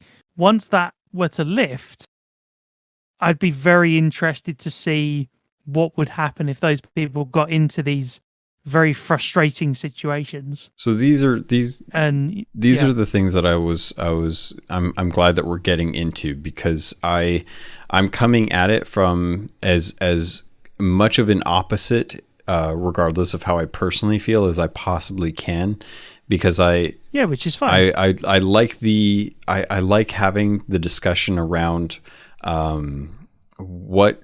how do we do something that enables other people who don't have full ability of their faculties to be able to access the game and enjoy it. Or, you know, sorry, I worded that wrong, but no. Whilst also not jeopardizing the fantasy of other players. Yeah, I completely get where you're coming from. But regardless of what you were trying to say. Yeah, thank you. I think I get where you're going. So I wanted to see kind of what are the arguments, because I like having the best arguments for why we should have something like private servers, why we should readjust how certain things are done in the game, because from some perspectives it's going to ruin their fantasy, and I have to try and argue the like, look, it's not always, because the one thing that I've learned about gaming and gamers is everyone likes to win and no one thinks they're going to lose. Oh, of course. So, I mean, I completely know that. And so trying to convince others that something that comes to the game that improves the accessibility of other people, even if it's something like reducing to hold just to make it easier for people who have nerve damage in their hands, I'm going to use that because I love the feature, even though I don't need it.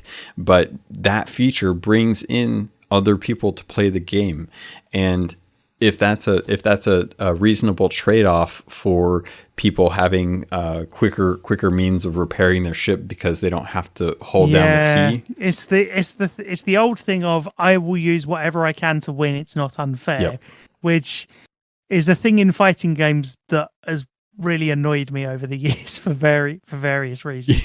It's like cheap combos. People will keep using the same. Well, don't even like jumping attacks. It's like people will jump in and use the same jumping attack. I'm like, you know, I want to, you know, uppercut you out of the air, but I literally can't, because by the time I go to do my uppercut, the audio cues don't give me enough time to react. So you will always win that trade. And it's like, you know, this is cheap.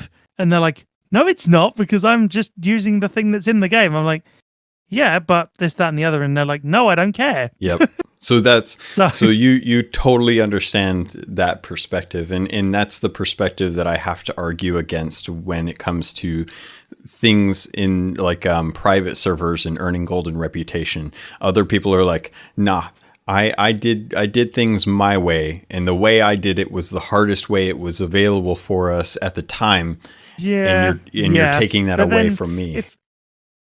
Then if you look at Gears 5 though, if you look at the character totems that they add for each operation, the first set they added, they needed 5 challenges to be complete, 5 separate challenges, which were, I think, let's just say for argument's sake, 40 rounds of versus, 18 chapters of escape, what was it, 60,000 XP in Horde, or no, 60,000 XP across everything, and so many waves in Horde, plus maybe another thing. But the point being, that was then reduced to just earning, I think it was maybe 50 or 60k XP for the newer ones. And there were loads of people saying, are they going to change the old ones? And the coalition were like, no, we're not going to change the old ones. So, people were frustrated, but at the same time, they were like, oh, fine, it's something. Yeah. And I think it's an interesting way of looking at it, though, because if I can't, bringing it back to Sea of Thieves, if I can't earn gold and reputation, in public servers because other players are physically not enabling me to do so, you could come in on a really bad week for the game. You could come in and get nowhere in a week. Yeah. Probably.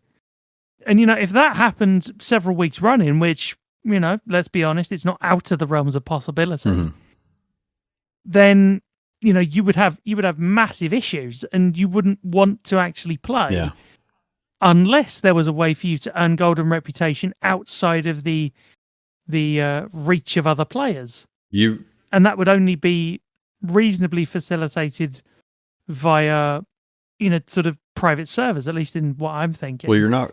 Because Tall Tales, you still have players. Yeah. Arena, you still have players, of course. And, and that's it. You have no... if you just wanted to play around with your friends or you wanted to do serious stuff, you never know. Yeah. Then you have no way of doing that without other people potentially getting in your way.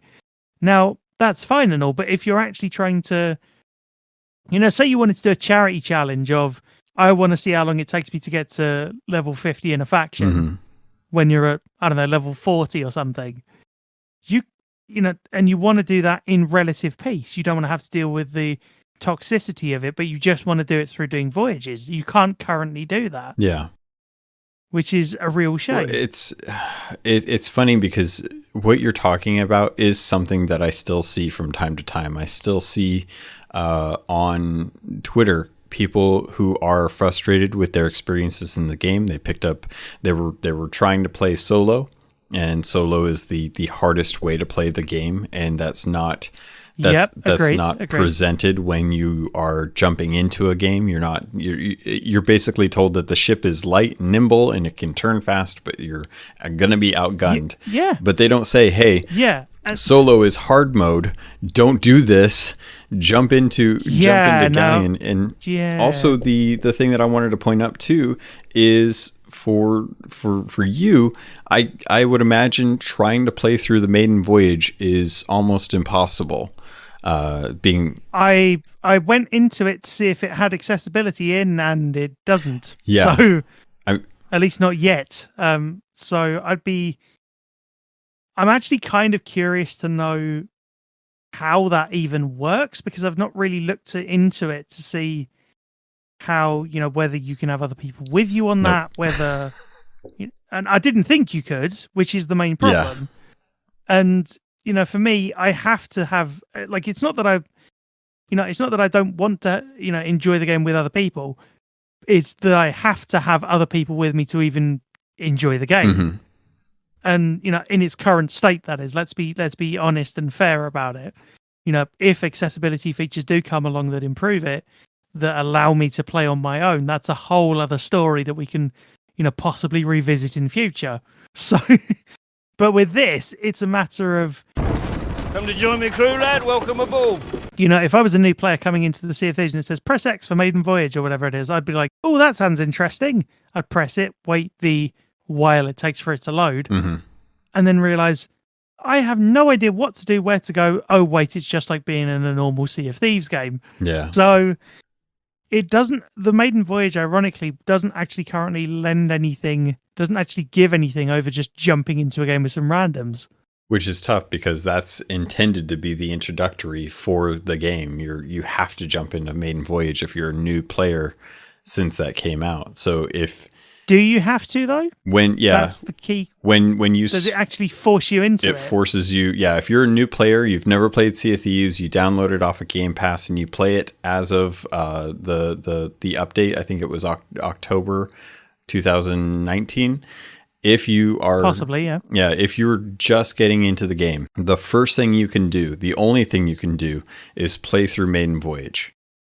Once you've completed Maiden Voyage, you cannot get into that, and that's something that if there's a way to exit out of that, I haven't found it, because that was something that I noticed when I first booted up. I will have to Insiders. I'll have to have a look, because I wonder if you can just pause the game, leave game, and then go back into the main menu. Because I know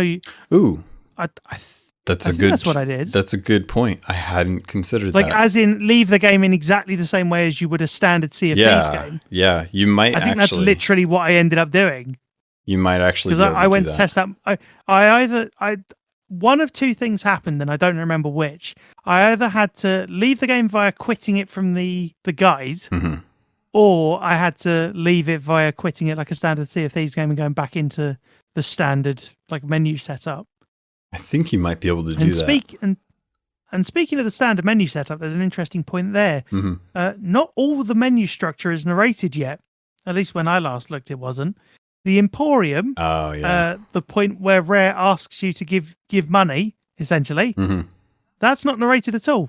And I would love to buy a cat, but I can't, which really sucks. So I really do, especially considering the main menu and everything works, if a little oddly compared to what you'd expect. But to at least just to kind of breach some of the talking points, I did want to run through a couple things for people so they can at least be aware of this. So in the notes, there are a few tweets that went out this week that I think people should be aware of. The Athena's Trial is a 4-week competitive event that is over on Twitch. So this is brought to us by the Sea of Champions, if I recall correctly. If you have Twitch drops enabled, which all you have to do is go to seaofthieves.com/Twitch_drops, I believe. And you can link your Twitch account to your Sea of Thieves Microsoft account. And as long as you're watching at least 30 minutes, or at least just have the tab open with it not being muted, you can watch 30 minutes of any of the Twitch partners who are competing in the event and earn the Obsidian hull on the this is already passed, but May 7th they're going to be putting this out. But they are going to be repackaging the Obsidian hull with the updates on the 14th, the 21st, and the 28th, with the various ship parts mentioned in those tweets. Yeah. So if you missed out on those, sorry for kind of filling in on your. Nope, sounded great. Appreciate it. So yeah, if you wanted to get the Obsidian set and not necessarily the cannons, capstan and helm, this is the best way that you're going to be able to do it. The other thing that is coming in is the Competition of Courage, which is a 2-week event or a little more than 2 weeks, that's going on right now. This is I think it's 3, isn't it, until the 28th, it looks like. Yeah, that's it. Yeah. Oh yeah. I think 11:59 3 weeks. On the 28th. So we're already into it. There's 3 challenges, and I'm hesitant to read off the requirements, because from what I've seen on Twitter, it seems like there might be a little mix-up on what gets awarded for each thing. But essentially, there are 3 cosmetics that you can earn. There's Boots of Courage, a Cutlass of Courage, and a Figurehead of Courage. And the Figurehead of Courage is really, it's adorable. It's basically, the figurehead is a lion who has a very large, full mane of hair with a couple scars across his face. And he's kind of perched up on a bit of wood, and he has these big gold wings, big feathery gold wings out his back that kind of wrap around the sides of the front of the ship. And in his mouth, he's actually got a blade. It looks like a dagger or sword. It's got the normal kind of hilt. And the figurehead itself is I don't know. I think it's probably one of the more durable figureheads that I've seen. But you'll be able to play in the arena. Basically, for the arena, if you're looking to get these, the main thing that you have to do is finish one contest, win 20 contests, and earn 25,000 silver from those contests. So you're locked into, at bare minimum, 20 wins. If you want to get the figurehead, then you'll have to win at least 20 times. But the goal of this is to try and drive engagement in arena since the update, because they went and took out the maps. They have just the one chest with the beacon, and you just basically have the one turn-in point. The thing that I wanted to kind of give people a heads up on is that this event is really showcasing some of the pain points that I had when we were talking a few weeks back about how Arena feels like it's going to be a bit of a camp fest.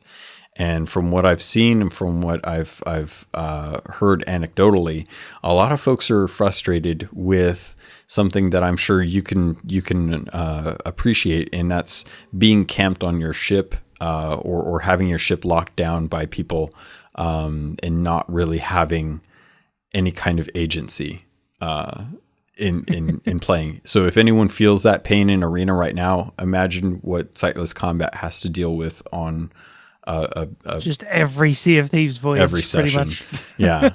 So it's something that needs to get addressed. I think the thing that needs to get addressed is the actual game mode.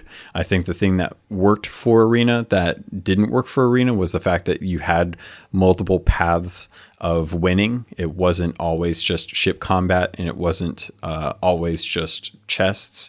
This has shown a light on how stubborn and how willing people are to just camp the turn-in point or lock down ships and just try to farm kills to get silver, because either someone's hoarding the chest or they're guarding the turn-in point, and there's not really a good way to approach it because you're swimming with a chest. So you have to have multiple people attack the actual turn-in point whilst dealing with a bunch of other people trying to chase after you in boats with cannons to try and take the chest.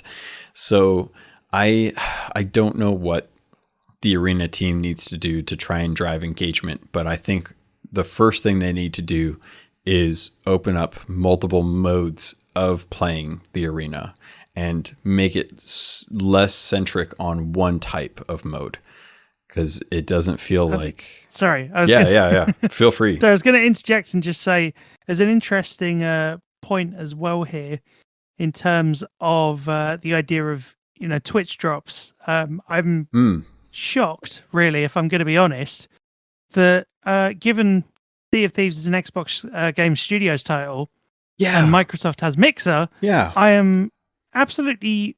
I mean, the only reason I'm not shocked is because Twitch has a massive viewer base, but other than that, it would drive engagement over to Mixer. It would allow for easier claiming of rewards as well, because Twitch drops...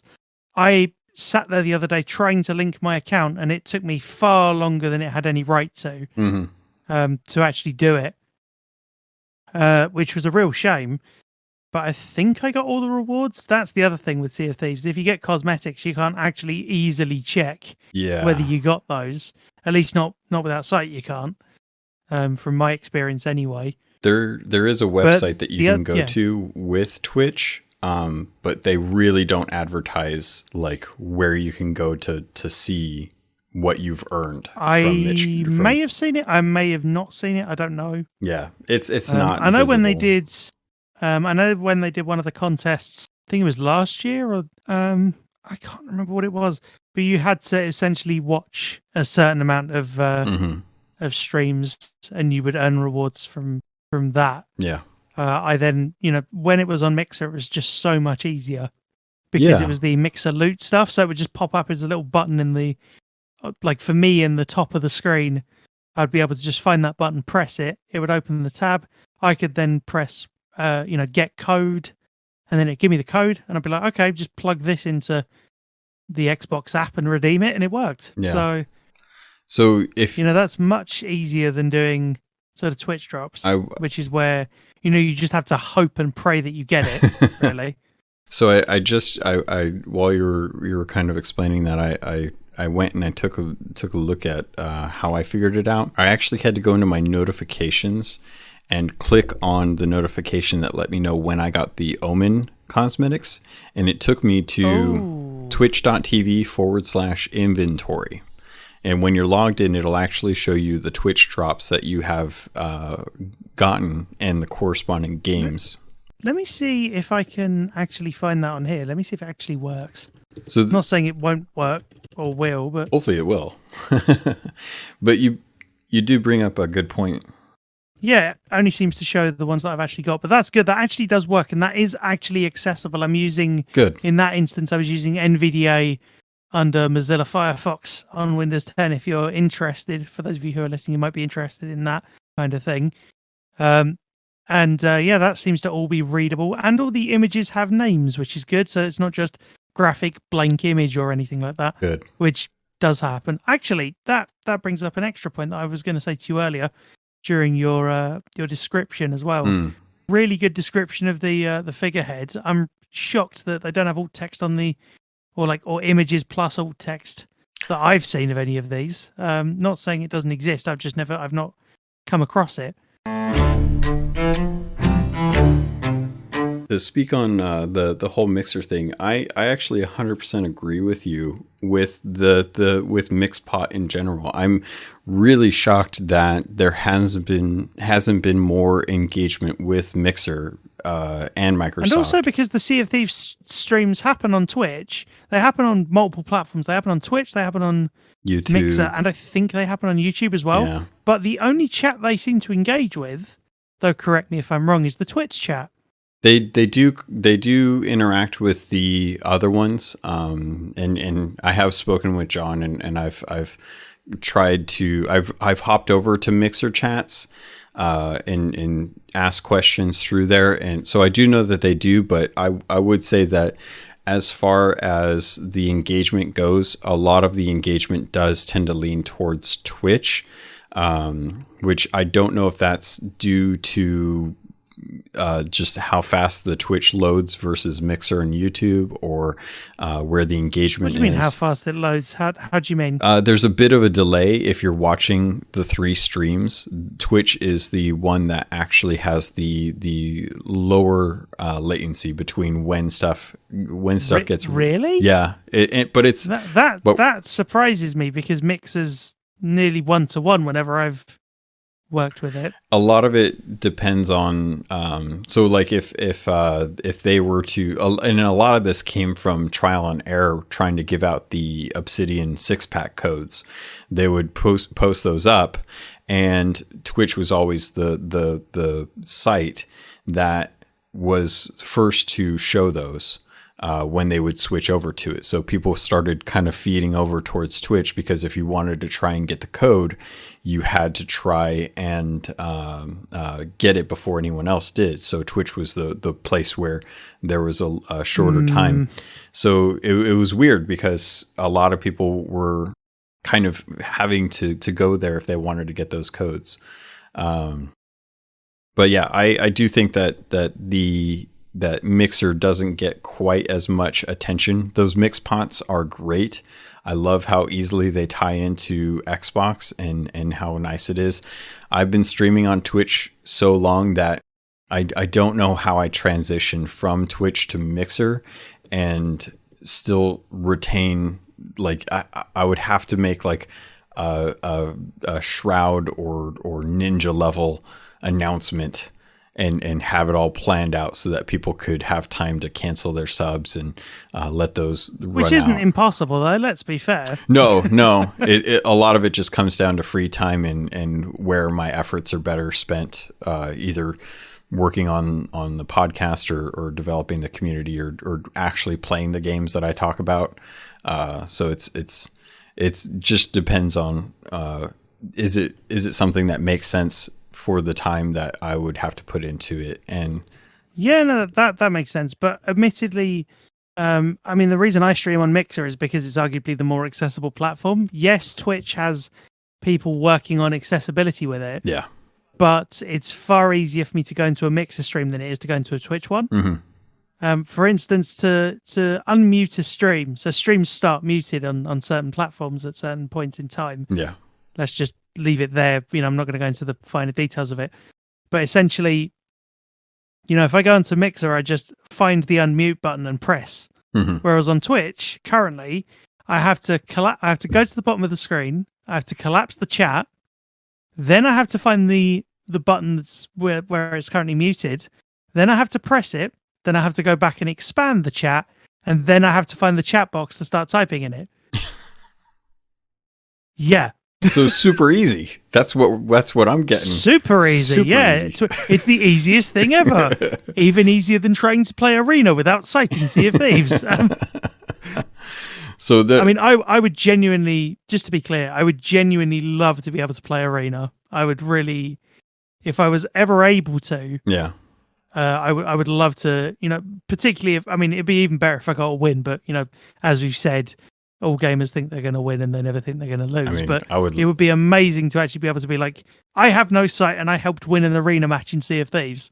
That would be pretty cool. I'd love to be able to say that, and I have sight. So I mean, I'm right there with you. I think that's the other thing. Limiting cosmetics to, like, say I wanted that figurehead. Mm-hmm. I would have to take a massive gamble on being put with a crew that would be willing to work with me in the first place. Yeah. And then we'd have to win. Yeah. Essentially, you would have to try and pull in people who know exactly the situation, the scenario, and that's not always. It's funny that we talk about accessibility in games, and sometimes I wonder if we're forgetting about the accessibility of people that have to be in the ecosystem in the first place, just so that you can actually approach some games that to even test to see if they have accessibility options to even play the game. And yeah, I mean, that's why I do my reviews. I try and get review codes for games, and sometimes you just can't. And in some instances, you just have to buy the game, which, if you're paying, the stereotypical $60 plus for a game, and it's not accessible, that's a real problem. Yeah. And that's really frustrating. Fortunately, though, Game Pass is really good. I bought Sea of Thieves after I'd played it for a couple of years. I actually bought it when it was on sale. It was on sale for 50% off. Yeah. I had some Microsoft Rewards credits, and I bought it for $9.99. Nice. And I was like, yay, that's a good deal. £10 for Sea of Thieves. And the best part of it was, of course, I'd already played it for a couple of years, so arguably I'd already got my money's worth. So there's that. There's that way of looking at it. Yeah, definitely. But I'm definitely interested to see where it goes. I will, as much as it may seem like I was sort of having a go at players that run around stealing other people's treasure, that was just an instant reaction, really. I wasn't completely sort of thinking the concept of it through when I reacted to that. I just wanted to make that clear. I know exactly what I was trying to say and thinking of, but I think I put it a little too strongly initially. Well, I hope that comes across. That's the honest reaction that a lot of people have, and that's the emotion that the game has to get past for people to want to continue engaging with it. And and you bring up a really good point in that instance, where if you run into that multiple times, you're not going to want to play the game. And that hurts me, because that's the thing that I hope for the most. And if we aren't addressing the hard points on what makes the game fun, what makes the game not fun, and is this a limitation to accessibility, or is this a fault in the gameplay loop?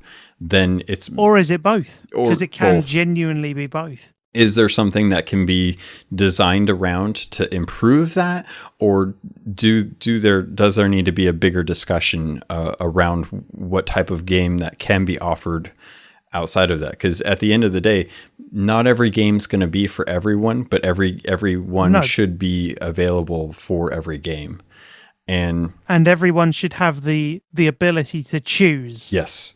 Whether a game is for them. So, if I go into a puzzle game, I want to be able to play the puzzle game and either say, oh my God, this is absolutely terrible, I don't want to play this. Or be like, yay, this is the most amazing puzzle game ever, I'm going to play it 25 hours a day. Yeah. Whatever. I need, players need agency. Yep. And, the reason I started playing Sea of Thieves was just because I was curious as to how well it would work. And I wanted to, have this kind of teamwork game going on, and I really enjoy.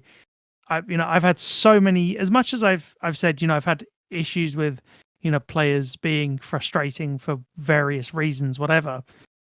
I've really had so many positive voyages on the Sea of Thieves over the years, and I met so many good people. I've met a few other people I've voyaged with in person.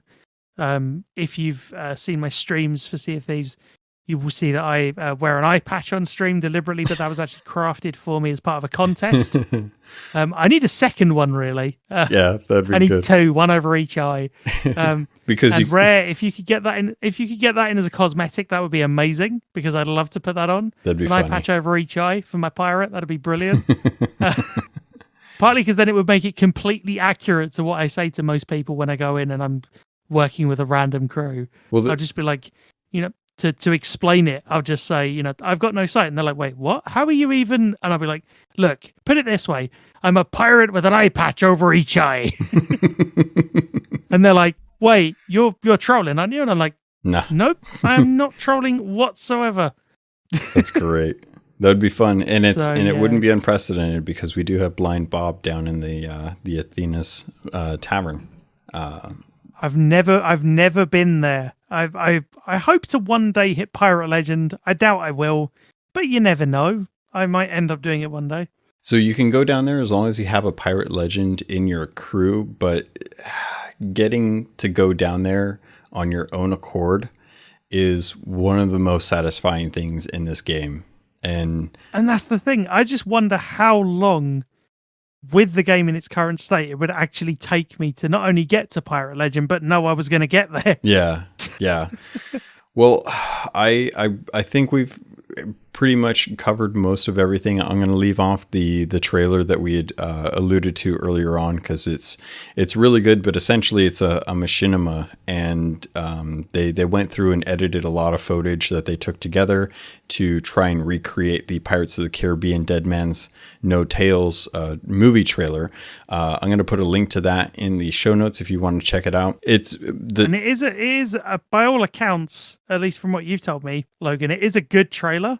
The irony, of course, and this is a key thing, if you're going to edit things together, try and it's always good to have extra reasons to watch over the original trailer for gamers like myself who can't see. So essentially, as great as this trailer is and as brilliant as all the people who put all this hard work in are, there is no reason for me to watch this trailer over the original because there's no difference in the audio at all. Yeah. Which is a real shame because I've watched Halo ones over the years that have deliberately used the audio from that. I know Halo has kind of machinima baked into it, but it's not to say that Sea of Thieves couldn't have that either in the future. That would be amazing. Well, that's what I'm hoping for. This is the first time I've ever seen that would be great to see if they actually end up doing that. But it's definitely an endeavor that's worth celebrating. The fact that people have taken the time to make a thing that arguably shouldn't work, in the context of Sea of Thieves at least, work extremely well, at least from what you've told me.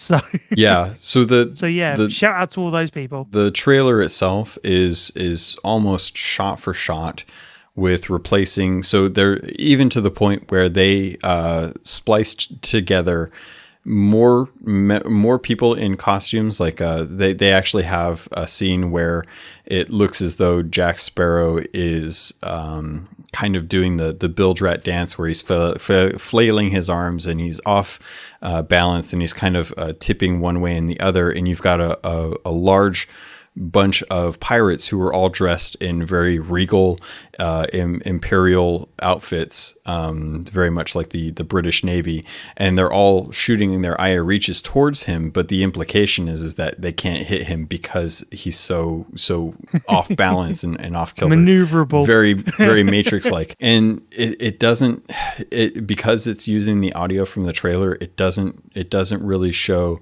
some of the editing work that went into this trailer, because the person that did this, Del Roy, did a great job, and I think it's something that has a place in Sea of Thieves. Sea of Thieves, the game is awesome. It's got tons of cosmetics. There's so much that you can do with it, and having private servers is just more. It just gives an extra reason for private servers, doesn't it? Being able to, imagine if you could make a full sort of machinima of, a voyage to like one of the islands for the Order of Souls. You could tell a full story with that. Yeah. If you really wanted to. But of course you'd need a private server to do it. Yep. To do it justice, I think would be a good way to, and you could even, if you could invite crews into your private server, who would then be, willing to work with you, I think is a good way to put it. Not like as in they would be crews who sort of, aren't going to just come and steal all your stuff. Yeah. But they'd be willing to at least engage in a fight with you. Yeah. Like a sort of straight cannon battle. That'd be cool, to be able to factor those things in as well. Well, and I think that's the thing. It would just be essentially what Sea of Thieves already does, but with selected crews. So you could still get, let me work the numbers out. You could still get, 4 people to a crew, 24, 30 odd people on a server. And you could still have a good time. Yeah. In the thing that I think a lot of people would be kind of railing against has more to do with the fact that you lose that player engagement. You lose that spontaneity of a ship coming and trying to take your stuff. The sense of mistake. Yeah, I agree. But I see that too. But then you could easily just have that as a separate mode. I mean, I play Horde in private matches in Gears 5. Yeah.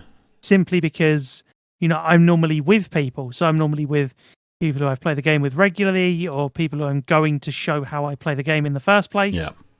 But, I don't want to matchmake with randoms while I'm doing that. If I want to do that, I can go and feel free to just matchmake with a bunch of randoms and see how far we get. Mm-hmm. But it's choice, it's freedom of choice, it's options, it's player agency. And I think that's really where it's going to be interesting to see where the next year and beyond of Sea of Thieves is going to go. Yeah. Because Sea of Thieves so far has been an absolutely brilliant experience. It's been great to be able to directly contribute to a crew, because, they can't steer the ship without me. And sometimes they even make jokes that I'm a better driver than most of them. So, and it's all because I have to take orders directly from my crew. Yeah. So, if you and I were sailing together, Logan, you'd have to just say, 4 left, 3 right, whatever, 5 right. And, we'd be sort of communicating that way. Mm-hmm. And once you get that dynamic going, then it does definitely sort of bond a crew together. Actually, for those of you who are interested in trying that and you want to sort of learn more, if you want to ask me as well, you can feel free to actually find the videos on my channel. But I'd be open to potentially answering questions on, the navigation aspect of it, or, if anyone is interested in crewing up and doing that, or having me watch footage of you trying to navigate in the same way. That'd be quite fun. Yeah. So you just get people just sort of trying to sail in the same circumstances and, doing varying degrees of well with it.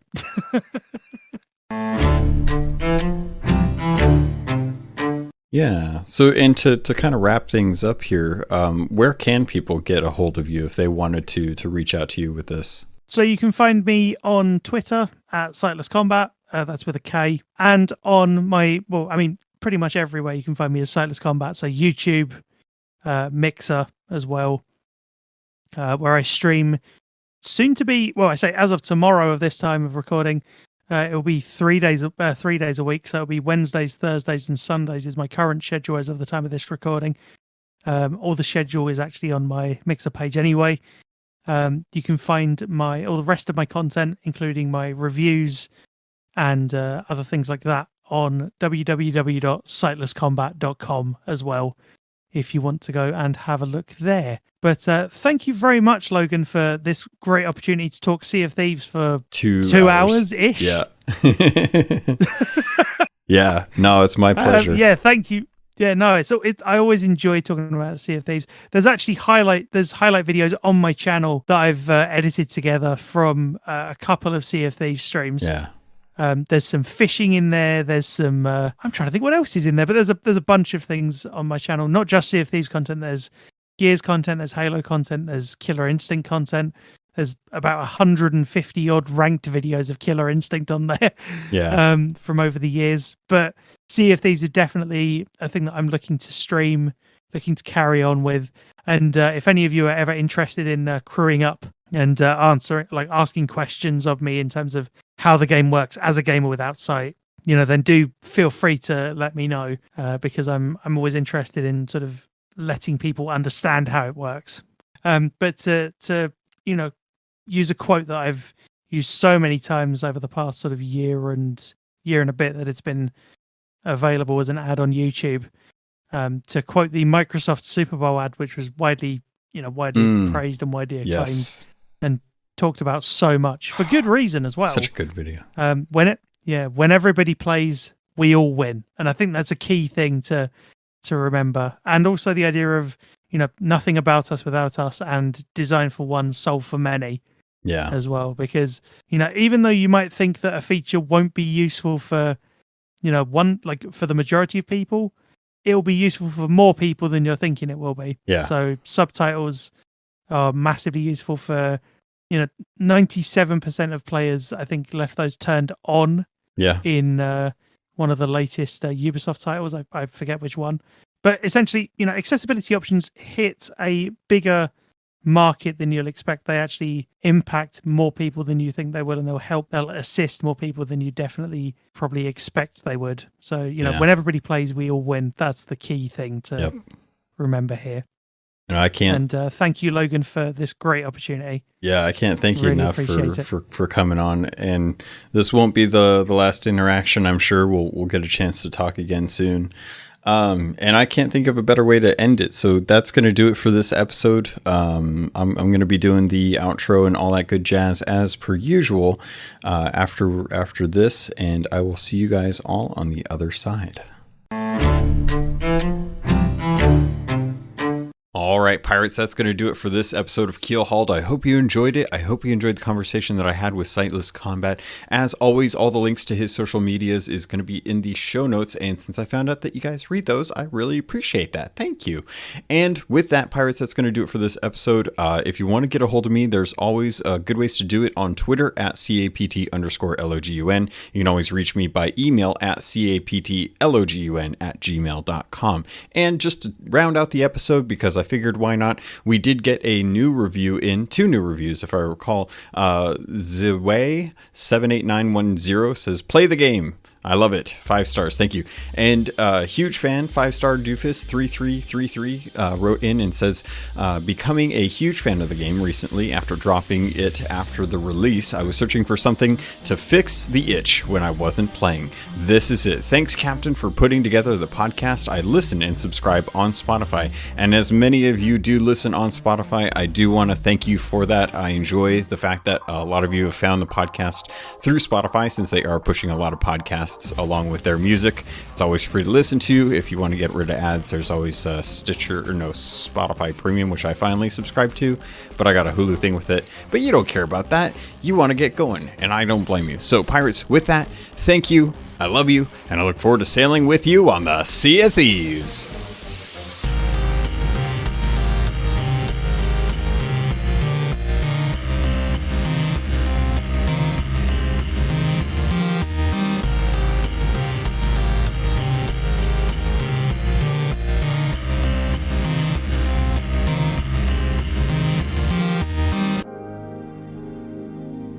Yep, I see that.